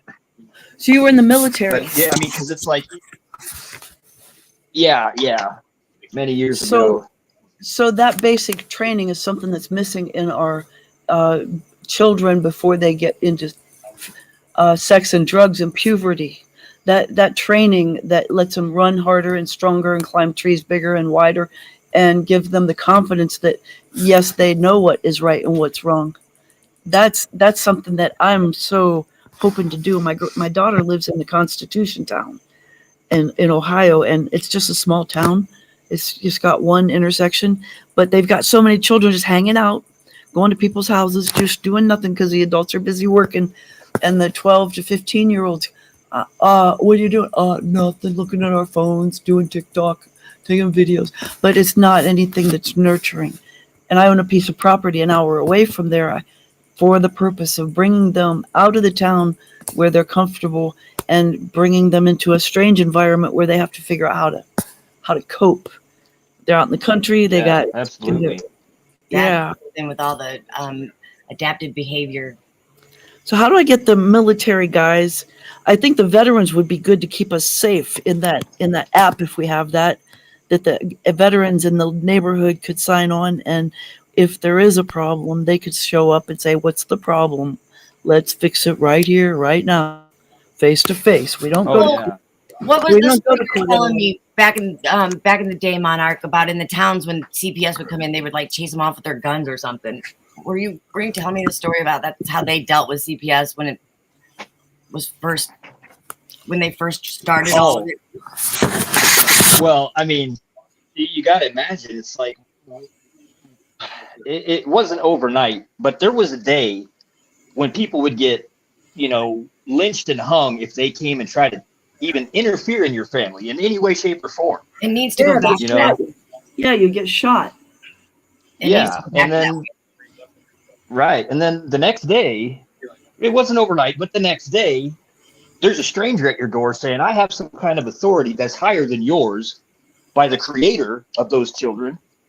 I have a higher authority to take them away from you based on something I just made up.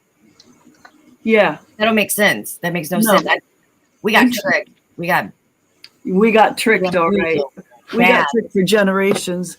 And the seniors that are in the homes right now are the ones that weren't paying attention while it was happening because they were doing football and parties and shit. Yeah. And now they're paying for it. Yep. Yeah. I mean, I like to say our society was bred into compliance, It's like, like the famous quote, freedom is only one generation away from extinction. Away from what? And that's away from extinction. Now, that's not right, because it only takes one generation for you to forget who you are. Like, it only takes one generation to change everything that generation knew, Exactly. I mean, look at things now. I mean, the way kids are now compared to when we were kids running around outside, actually running, not drinking through a hose. Exactly. And now kids are all too happy and eager to correct you on your speech because you must not know what a gender is, and that's all it took was like less than a generation to go from, oh yes sir, yes ma'am, to excuse me, did you assume my pronouns? I'm going to report you and go have a happier life somewhere else. Well, I guarantee you that didn't turn out well one time. And I'll cut my parts off to prove it. No, yeah, don't, yeah. Well, and that way of thinking is like thinking that they have more rights than you and I.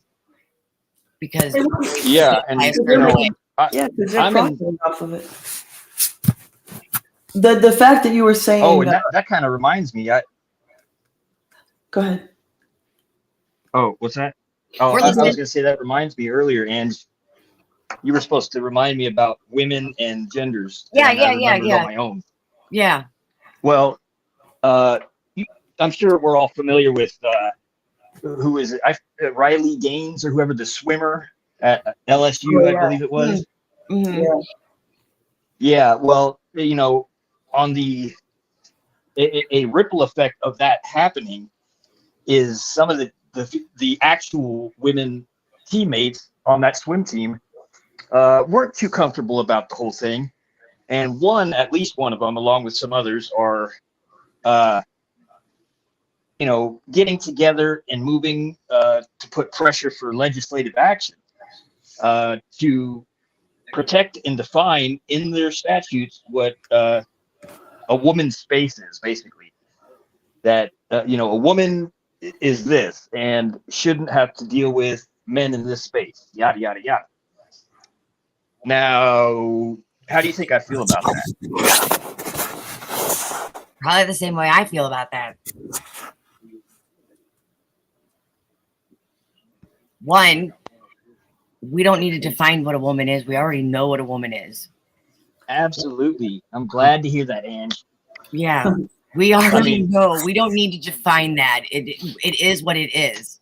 In South America, a man went into the ladies' restroom and the ladies came out dragging him by his hair and kicking him and beating him up. Well, and that's exactly it. That's law written on your heart. You don't need a legislator to put it in a code for you. That was instant justice. Yeah, and the thing is, that's exactly right, Ange. Is the courts have no jurisdiction over man or woman, and they're they're gonna define it, and then they're gonna try to get it, huh? Exactly. Why? Because that's ignorant. Because as soon as there's some kind of grievance or action either against you or from you to a court, all of a sudden, whatever's in their best benefit to define a woman is no longer going to be your benefit. It's going to be to your detriment. Yeah. Yeah. No. And then where does that leave anybody? Exactly. They would then have jurisdiction over everybody. Yeah. Oh. If we buy into it. But what you were saying, from being in the military, for locals to connect and have each other's phone numbers and know where each other and where the children are living and where the power man is going to bring his gun if any trouble happens in the neighborhood, and then look up with the disassociated veterans who have no more job. I heard that there's a book written, and I watched the guy have an interview who wrote it, called Tribe. And he said that the veterans back here who are all depressed and stuff, it's not because they come home and people don't like them. And it's not because they were over there killing people. It's because when they were down in those trenches from boot camp on, they relied on each other for their lives. And when they left that trench, that loyalty was gone. That's what's depressing, when you have that much bonding with people and all of a sudden you don't have any bonding. That's depressing. So if the veterans knew they had a job is to protect the children, they're scattered around the whole country. There's one in every neighborhood. So maybe this app where we get everybody in the county, there's 3,147 counties. And if they would meet together on an app and say, we are the safety committee, and if you have a problem, call us and we will send somebody from that neighborhood, just like they do cutting trees or picking up old cars and stuff. Really, because it's us, the people that run these government programs. So if, we just stop dirt, we could shut the government down, really easy peasy. I don't know why they're still getting money. I'll tell you this, as far as the veterans thing goes, if you know any veterans that you could pursue easily and comfortably, the loyalty never goes away. And there's a few things about veterans is every veteran not only feels a desire, but an obligation to protect still and to teach whatever it is he knows. Right. So if you were to pursue a veteran or even go to the local USO, not USO, VFW, I'm sure you probably got one. Yeah. Somewhere, and go in there and say, look, I'm just a mother of this community, and many of us are concerned about the safety. Yeah, we're concerned about the safety and security of our offspring. We are being attacked, and most people don't know it. We're coming here to you for your protection and guidance, and to see if you would be interested in, Operation Safety Nest, something like that. Yeah. And then you just have them, they'll already know how to do this once you tell them, but you just tell them, look, we're trying to organize a fire watch for the kids. And that's basically a rotating duty where, maybe this week you're scheduled, depending on the size of the community, you could say you and this guy and this guy and this guy are scheduled for, Monday and Thursday, something like that. And just to be on call would be all right. Yeah. Yep, there's going to be a recall roster. So as soon as some dude in a costume comes knocking on your door or approaching your property, whether it's about kids or not, you call maybe one number that gets directed to whoever's on call, and you say, look, hey, I got invaders at the door, and they'll show up. Right. And then we start charging them for being at our doors. We start billing them. I mean, oh, you stepped on my property. I'm sorry. I'm going to have to charge you for that. yeah. And just the presence of protection, you know, is enough to make such a significant difference, because even with a witness, that doesn't have to be a veteran, doesn't have to be an armed person, but even with a couple witnesses, they are then compelled to follow law. And I'll tell you this, at least in my experience, which is quite vast in this area, I've been in cuffs and behind bars more times than I can remember. I've been handcuffed.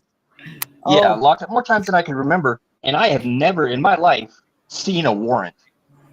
I've demanded it many times. I've required it every time. I've even been promised it twice. I didn't see a warrant when they came and took me. Not until I got to the jail. And they called up for it, and I watched them call up and bring it down, and then, you know, they had the judge write an actual warrant once they had me. Yeah, and see, and like I said earlier, with family courts, when it's dealing with your offspring, knowing that they're under your care, custody, and control, that is your offspring. They, and it's as administrative as it gets, so they pretty much rely on deception and stealth, covertness. So when cops show up to your house to associate with your family, they're never going to have a warrant. No. And you know? They have to have a warrant. Like, CPS has to have a warrant to come in your house. Like, they just can't come in. Right, but see, they, like I said, they rely on that deception, and that's where it really is. They rely on people not knowing that. Internally, they call it an allegation. Yeah, because there's no accuser. There can't be, because there's no harmed party. Right. So where's the accuser? So how are they getting the warrant? How's any of that happening? They're not, or they're getting a blank court order, and a court order is not a warrant.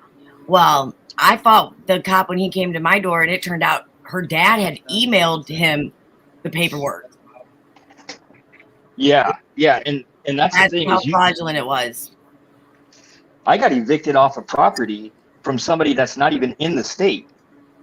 You know, so it's like, and I looked it up through my county sheriff's website just to see what kind of, you know, fuckery they were up to. And it's a two document form that you fill out and mail in or submit even electronically, I think. One is, I want people evicted off this property. It doesn't require any proof or deed holding that you are the owner of that property. It just, you fill out a form, say, I want this person off some property. And the second form is anybody. Yeah, the second form is a risk assessment. How dangerous is that person? What kind of resistance am I looking at? You know? That's so weird. I mean, like, you could literally go online and just say, you could write down a random address driving by and say, yeah, there's this guy Bill that's on my property at this address. He's got guns and he's real scary. You should go kick him off my property. Of it all, you could just do that. Yep, and they just show up to some dude's house and tell him, you got to get out of here. And you'd be like, what? You know, it's that touchy. Yeah, that's and but yeah, what it really comes down to is being associated enough with your community. You know, right? Yes. Wow. So these assemblies are forming in local communities. No, there's the assemblies are forming in the states.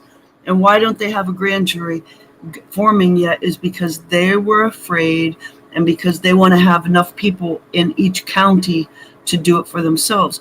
Instead of knowing what we know now, those of us who have been on those assembly calls, is that if you're in California and I'm in Vermont, I can still see, feel, and know what pain you're suffering, especially if I've been through it too.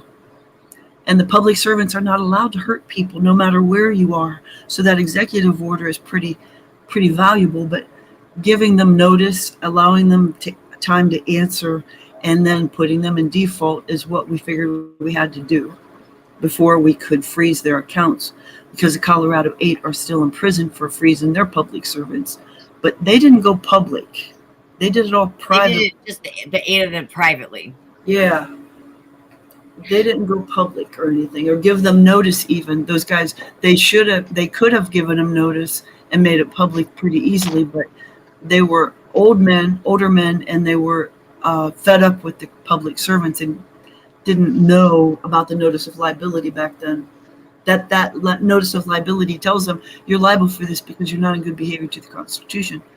If you're doing corporate work for profit, you've got a problem if you hurt people. So now we know it and make it public so that we don't have to go to jail for correcting our public servants. Yeah, well, back to the community connection, and whether it's with veterans or just concerned people, I think that's probably the most eminently effective way to go. Just in the sense that we oftentimes believe judicial officers are violating their rules that they wrote for their court and their record, right? Right. It's like if you came to me and said, "Hey, I heard you were wearing shoes in your house and you have a policy not to wear shoes," I'll probably laugh at you. Right. But you know what I mean? But if you had people watching out and said, "Hey, look, you're an officer of the court and you have a duty to the public to uphold law, and the law says that you can't wear shoes, and I see you putting shoes on to wear in your house," and we can get to the more preventative side than the remedy side, I guess.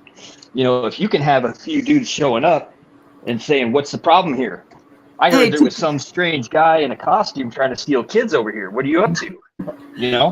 To confirm that, there was an old guy who was ill, and his wife was old and taking care of her, and they were coming to take him away into the hospice forcibly, and they both wanted him to stay home. So Allie in Ohio, she's in their neighborhood, and they had 16 people come into the house while this attorney and GAL and the the police came in, and because there were 16 people there, they left the guy there.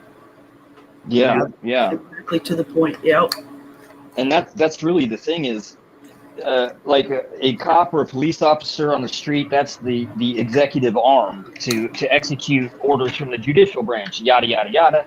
But they are not only unaware of law, they're not expected. In fact, they're encouraged not to know the law, because they are not meant to interpret the law, or else they'd be like Judge Dredd out there saying, "Hey, I think you just broke this law that I determined to be, this." So their job is to get an order from a court, and then they take that and they serve a warrant on a person in order to subpoena them, summon them, take them away, kidnap them, whatever the case. They're just supposed to be pawns moved to do a job. But so when you take that into account, especially, a cop has no obligation to do anything if he feels he's outnumbered or outgunned in any given situation. If he sees a number of people there, and I'm not saying you got to be armed, you got to be muscle. I'm just saying if you're there to witness and resist, that's enough to deter a cop that has no warrant, probably never even seen a warrant, is showing up to a house to do something that's absolutely unlawful. Right.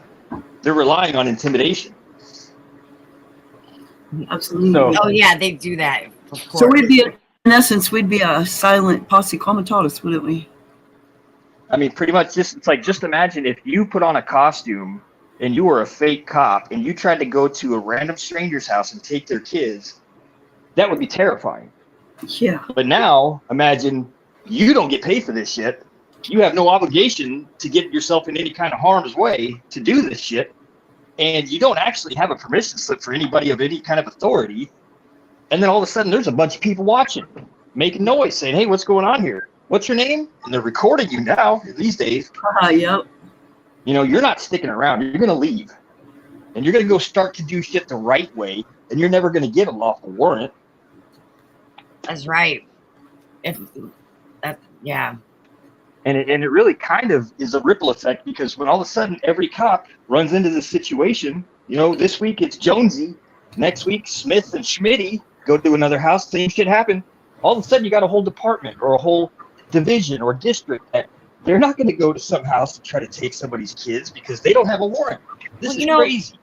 This video that I just put together, these judges knew they were being recorded, and I mean the way blatant some of the shit coming off the bench, like just moving the court, practicing law from the bench, stealing, all the money, the house. Like, I mean, it was just, I don't know, maybe I just can see it, but to me, it's just blatant. Like, it was. Sit down and shut up. This is my courtroom for now until forever. I'm trying to keep you, what does he say? I'm trying to keep you safe from yourself, he said. But he's yelling at him. I'm keeping you safe from yourself.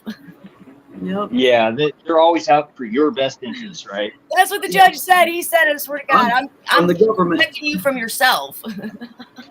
Yeah, it's almost so sad that you would think it's scripted, but really it's not. Like I said, we're bred into compliance, and that goes for both sides. It goes, people are raised to believe, hey, someday you're going to grow up, I'm going to put you in the right school, you can wear a black dress for a living, and you're going to be better than everybody else. They have to listen to you. If not, tell them to obey, and they better. Right. So they're bred into the same thing, except they believe they're on the other side of the table. They're actually the ones that think they're a sovereign citizen. Like, if there was such a thing, if there was such a thing. Yep. Yeah, I mean, imagine like if you got a job where you had a lifetime employment or position, and you could never be fired. You're never going to be stopped by the cops. You're only just practicing at. You don't have to be, a professional or a pro at it. You only You're have to immune if you damage somebody. Yeah. Yeah, right. I mean, it's like imagine if you couldn't get fired, you couldn't lose your stability or income, you could make your own hours. Nobody in society could fuck with you. You could never get pulled over. You could never get harassed. If somebody talks to you for too long, that's a federal crime of harassment and threats on a judge. Now imagine keeping yourself in check. That's a cool way to talk about it. I mean, it's because I was actually in a position similar to that once in my life. Back in my days of the military, I was in a position where I worked for special programs. We didn't exist. We were pretty much untouchable. And I was real young too, so it got tough keeping myself in the straight and narrow as far as like keeping your ego checked.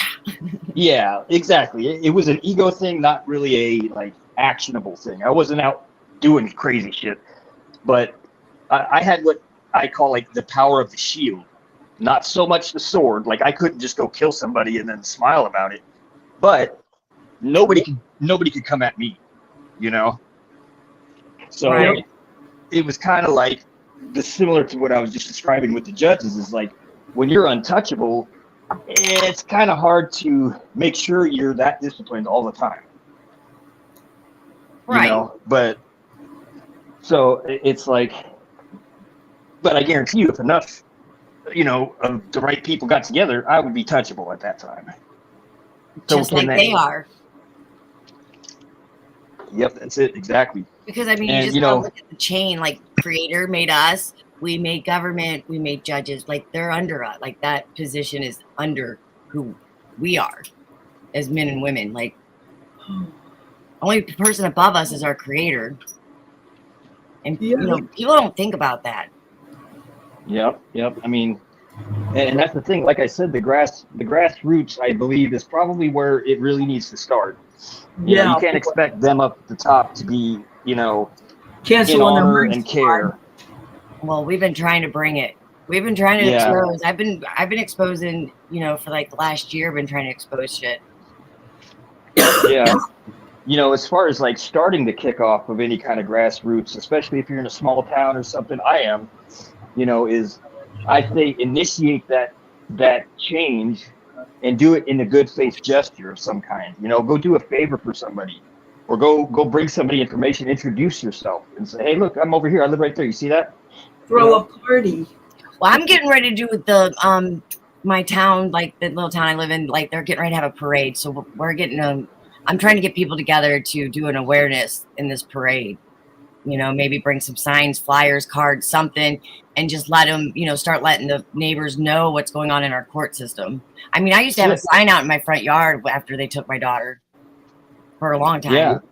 Well, I mean, you know what? Build a float for the parade, get candy, and put on each piece of candy a little card that says, your mommy and daddy are your only your only protection. Yeah. You know, no man in a costume has jurisdiction over you. You know, right. You know, fight the system. This one cop asked this girl, like, why are you afraid? It's a police officer. And I'm like, no, it's a stranger with a gun at my door. Like, I just.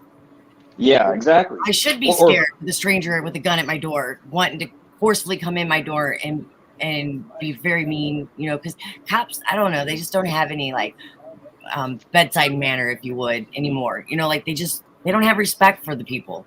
Not many of them. Anyway.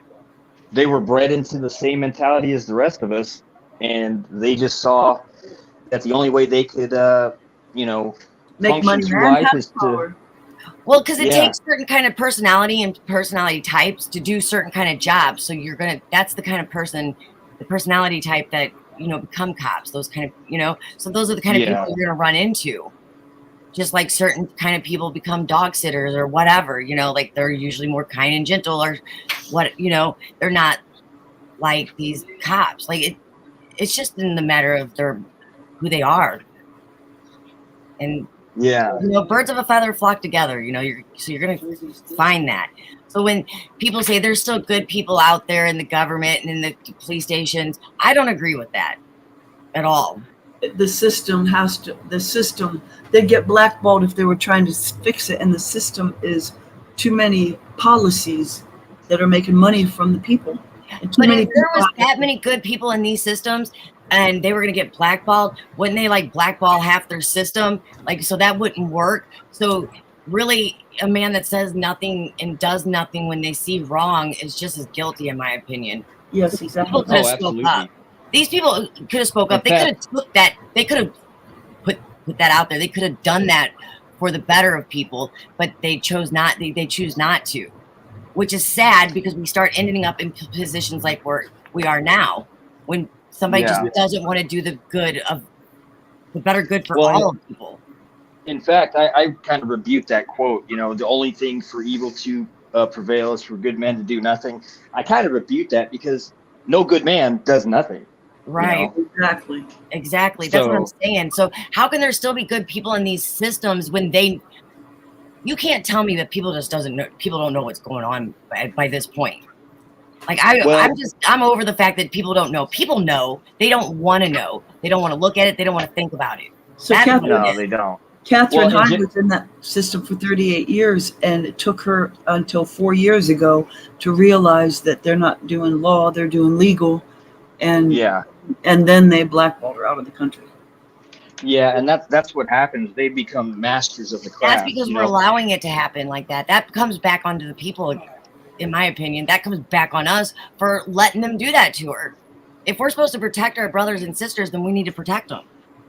Yeah, well, and that's the thing is like they become masters at that craft. See, before it was, and I would say the same. You know, it's like the system, meaning government in its entirety. Mostly, there are plenty of good people in there, but they compartmentalize it to where you don't even know what machine you're a part of. You know, you just know pull this stick and flip that lever, and your job is done. Well, you don't realize that's turning on the gas, that's turning on a furnace, that's burning kids, and you don't realize you're part of all that. They've taken our critical thinking away. Yeah, like it is. A critical thinker would be sitting there turning a switch going, what is this switch to? I'm going to have to find out because I want to know what I'm flipping the switch to, but people, they took that critical thinking or just, wanting to, they took that from us. And that's where we've been bred into compliance. We didn't have parents that taught us to question authority and to challenge perceived authority. I mean, they do. Yeah. Obviously. And see, I was raised in a different yet what pisses me off sort of environment, and that was more like, look, the system is bad and evil, but don't get caught, Instead of saying you're not actually doing wrong, so we need to be together and to challenge that because it's not a legitimate system. Thank you. Yes, exactly. Like don't tell your kids, hey, the cops, if you see the cops, you should run and hide because they're in charge and you don't want to get caught. You should teach them that the cop is not in charge. But don't get shot. Don't teach your kids to get shot, obviously. And you shouldn't teach them that they're there to protect you, because that's really not their job to keep you safe. Yeah. In fact, they denounced that whole motto years ago. They were never around to protect and serve. That was a bad rumor from Hollywood, you know. Yeah. That was some crap from the 80s and 90s to put in movies. Yeah, they got that all confused, didn't they?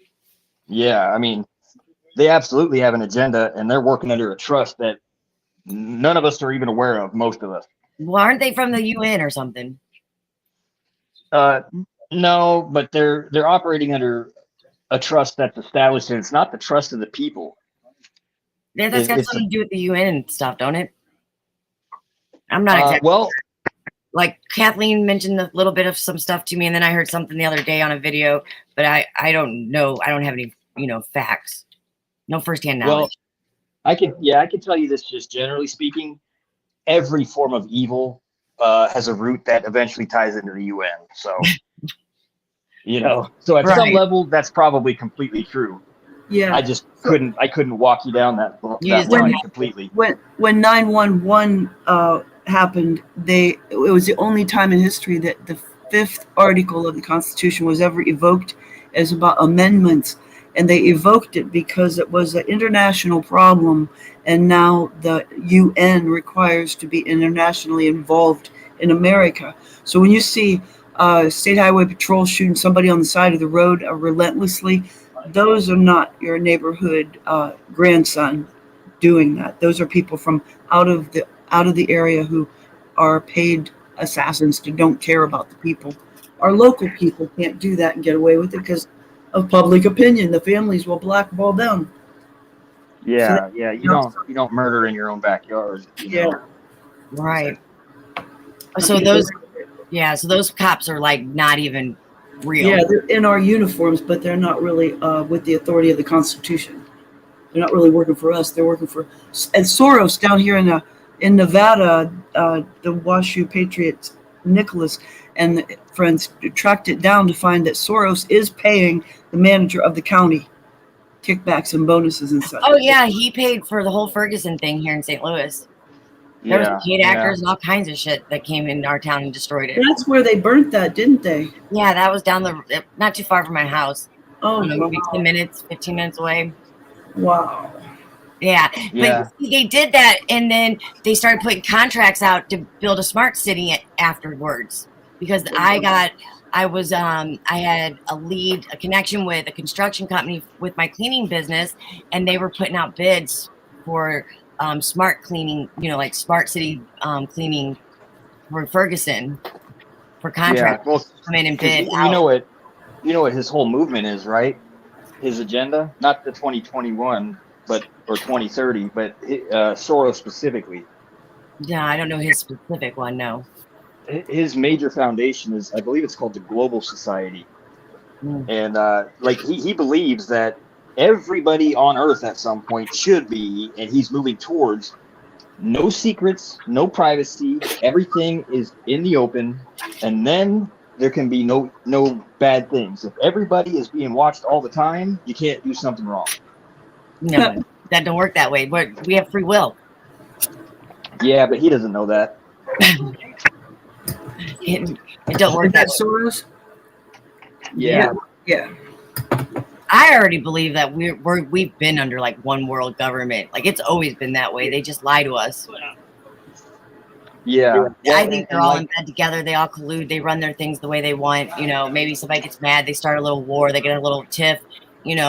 Stomp their feet around. It's no big deal to them. And then they're just, like what military? What military were you in?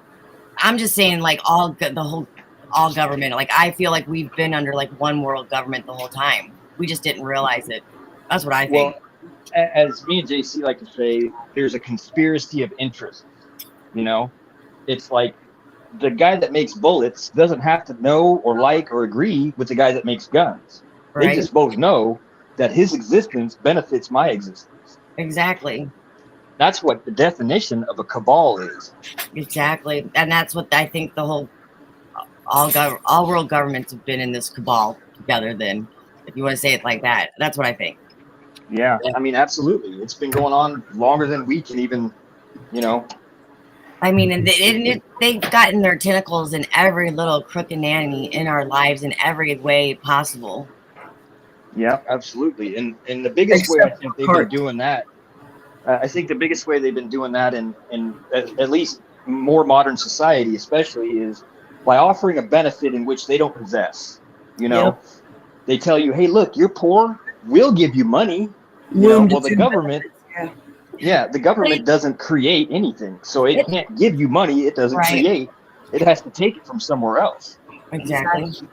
But it's You know, bigger than, it's deeper than that. Like, they've got our cities designed and set up to put us into these rituals and take our energy and stuff that we're unknowingly doing just by this like setup. Like I was saying before, St. Louis is a big vagina, and I didn't know this, but there's the canal goes right into, opens up, the birth canal opens up to our old courthouse where the Dred Scott case was held. Why would the birth canal, the big vagina, goes right into the courthouse? Like, the whole layout of the arch, the riverfront is like that. And you can see it when you know, somebody, I had to have it pointed out to me, but somebody saw it on their own. I didn't see it on my own, but I seen it. Like, you can't deny it once you see it. Like, it's there. And it's like in a lot of cities. And then they put these labyrinths in these cities, you know, to take your energy. That's all to suck energy. Yep, it's all Masonic, where even the Pope wears a dress because the hermaphrodite is what the Baphomet is, and they wear a dress because they are male and female, and they don't have the womb of creation, so they have to control. Yeah, like these videos I've come across where they're the lay of the land and astrology and stuff. Like, I don't know, it's crazy some of the things I've been learning and seeing from these things, just from the way our cities are laid out and how they had, like, one part of this one town was like a brain. It looked like the shape of a brain, and then each section of the brain had just certain things in it, like all sports, all medical. And I know it played to that section of the brain, whatever was in those sections. It played off that energy to what part of that, what part of the brain would think about, if that, it was your fun side, or, you know what I mean? Because they break the brain into four space, sections. Yeah. Well, and speaking of sections, I mean, think of in every town or city, no matter how big or small, there's always certain sections, right? And one of those sections is the hood, right? The barrio, the ghetto, the lower class poverty, right? That's and what neighborhood do the police never go to? Those. Exactly, because they have no benefit to gain from going there, for one, and two, they're self-governing.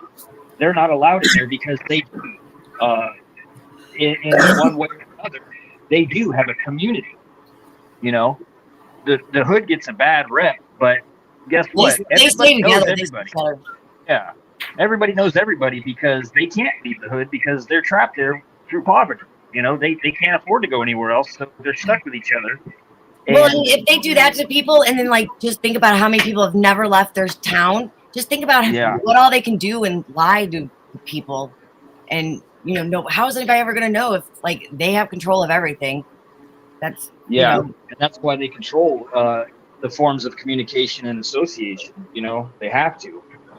Just like, how many people realized that the whole Maui thing was the child trafficking? There was child trafficking going on during that. How many people, like, actually stepped back and thought about it and actually realized that they were trapped? Those kids that they sent home from school, they didn't burn up in no fire. Those babies did not go home to burn in their houses. No, they took those babies. It's an easy way to write off a really quick death certificate for a whole lot of people. And get a whole lot of money. And that's why they weren't letting people out, because they couldn't let them see all the kids they were taking from their towns. Why they destroyed them.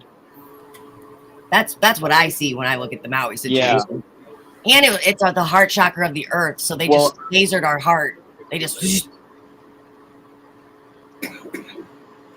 Yeah. I mean, they really, they make big moves, you know. It's like you mentioned earlier, the Amber Alert, you know, and I'm sure you know the whole history of the Amber Alert. And, those are trafficked children. And it's like, and 88% of Amber Alerts are one parent or the other with their kid. Likely a divorce situation. One parent didn't bring the kid back in time, or they had a big blowout, and one parent was like, "Look, you're not gonna have to spray around the kid. I'm out of here. Let's go, kid." Now that Those dude's in Amber jail, Alerts are child trafficking alerts. Those kids are good. Those kids that get in those Amber Alerts, they're trafficking them because, like you said, it probably is one parent against the other, and they're just going to take the kid. Well, that's, if you think about it, an Amber Alert, literally what it is the state intervening between a man and woman and their affairs contract and taking their kid. Yeah, it's like the state's going, hey, one parent has a kid instead of the other parent or both parents.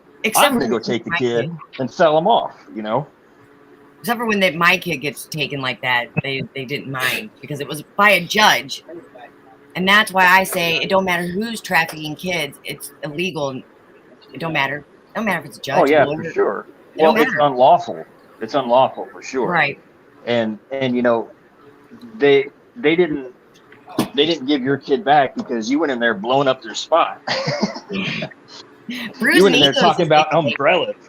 Yeah. And hey, I was told by some girl with the guy that actually set up that Zoom call, that lawyer told her I was bruising egos. Yeah, you're hurting feelings, man. Going there talking about their umbrellas, and they go, "How she know about the umbrellas?" Stay away from her. They're like, I thought we could talk about the umbrellas. I didn't know she could talk about them. That's not good. Yeah, I know the GL probably was just like, what the hell? Yep. I mean, when I was being questioned in court, Kathleen, the GAL asked me a question about my daughter's testimony being online and if I thought that was healthy or good for her. And I said, well, I don't know. That umbrella's so big. Yeah. They love to quote their umbrella. Yeah. I don't know, man. The welfare of the child. Did she fit under that umbrella? Did I make it in there or did I not? Yeah, they like to say the best interest of the child is under a broad umbrella, blah, blah, blah, blah, blah. Yeah, and they use that just so they can do whatever they want. They make it so broad. And that's how they do it through the indoctrination and deception is they manipulate the language. They don't say this is how or that child is not being raised the way we want him to be manipulated. They say, oh, that child's being abused. Exactly. Because their best interests aren't being met, Well, I got to thinking about it, and I think the national debt is not even debt. I think it's what they're making off of us. That's the profit for us being debt slaves. I don't know, just a thought. Yeah. Just think about it. If they're trading us like we say they are, if that shit's really going on, how's their debt, dude? There's no minus sign in there. It's plus sign. That's profit. It's a surplus. Yeah, that's what I'm saying. It's the money they're making off of us. That's what they're debt. Well, and that kind of says a lot too when you talk about border security. When you think about certain politicians are so open about, hey, we need to just have no fences and stop doing this and that, let them just run by this and that. Well, sure, if you got paid for every head of cattle, you would really not care much if there was a fence down and a bunch of cattle running across that line onto your property. You'd be pretty thrilled about it too, right? Well, I've gotten border trash in my yard. How all they had to do was send an email with a selfie, just take a selfie of them and get this email back and then take that email with that selfie to the border and come across. Well, I found that paperwork. I found some guy's paperwork in my yard. Yeah, you were telling me that. Just send a selfie. You just gotta send a selfie and then have this email when you get to the border, and then you can just come right in and have a job set up and waiting for you and all kinds of crap. It's ridiculous. Yeah, and once you get here, it's like, oh, don't worry about that anymore because you don't even need a picture ID to get health care, to get a voting privilege, to get, whatever you want. Well, what have they done? 2 million kids have come over the border and they've don't even know where they are. Yeah, or did they? Well, they had sponsors. Whatever a sponsor is, a sponsor. Maybe we should black law that dictionary, that word up and see what sponsor really means. I wonder.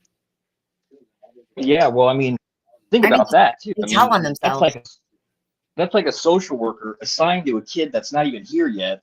So if a kid shows up, this random designated person gets called to come intervene. That's crazy. You know, it's Yeah. like those are your assigned, you know, kids once they arrive. Your Sick. package hasn't gotten here yet, but when it does, we'll call you. It's sick. That's sick. Just like that child trafficking movie Mel Gibson just put out.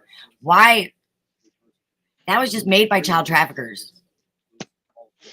Those are Well, like, you know, and I haven't watched that video yet that you put in that one chat about it, but you I need should, to. because it would totally, once you see that and you put the connect, and then you're just like, no, don't promote that movie. Don't, you see what they're doing, because they have to tell you what they're doing. Well, and you know, like you said,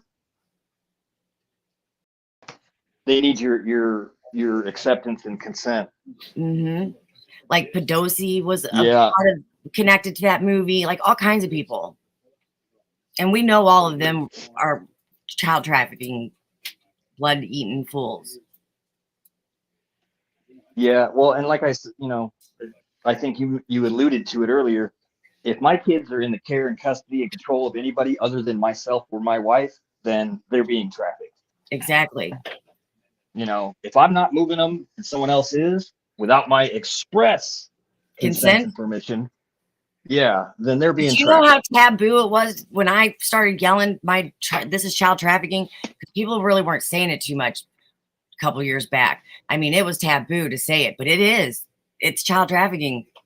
Yeah, and like again, with the grass movements, big reason for that evolution is, with more and more access to each other through the internet and whatever case, and the that's state is beautiful. having less and less control. They can't control everybody's speech yet, but any private conversation or exchange of ideas that's not their ideas, is a threat to their ideas. So, they can't have people asking questions or wondering, Right. They have to form the narrative of the answer before you even ask the question. Exactly. You want to check this video out with us? There's some really just mind-blowing shit in this. Yeah, I'll check it out. Okay, I'm gonna play this. And you know what? And there's so much footage and so much. This is not even a dent into this case. Like what I put together here isn't even. This is nothing really. They have on YouTube. They actually have. I counted them. 42 hearings up on YouTube that they've recorded. That the state recorded. Man. Yeah, 42. Oh yeah, hearings. yeah. The state, like my favorite saying that I like to put out there is the state always builds the strongest case against itself. Well, if you can't get something handled in 42 hearings, there's a problem. Oh yeah. What's the emergency? 9523. What is the emergency, please? We have a kidnapping. His son has come in and stolen his mom. Okay, so is his mother does she have dementia or Alzheimer's? Yes, she does. But the son there's an order that he has to stay away from her. How long ago did this happen? 10 minutes ago.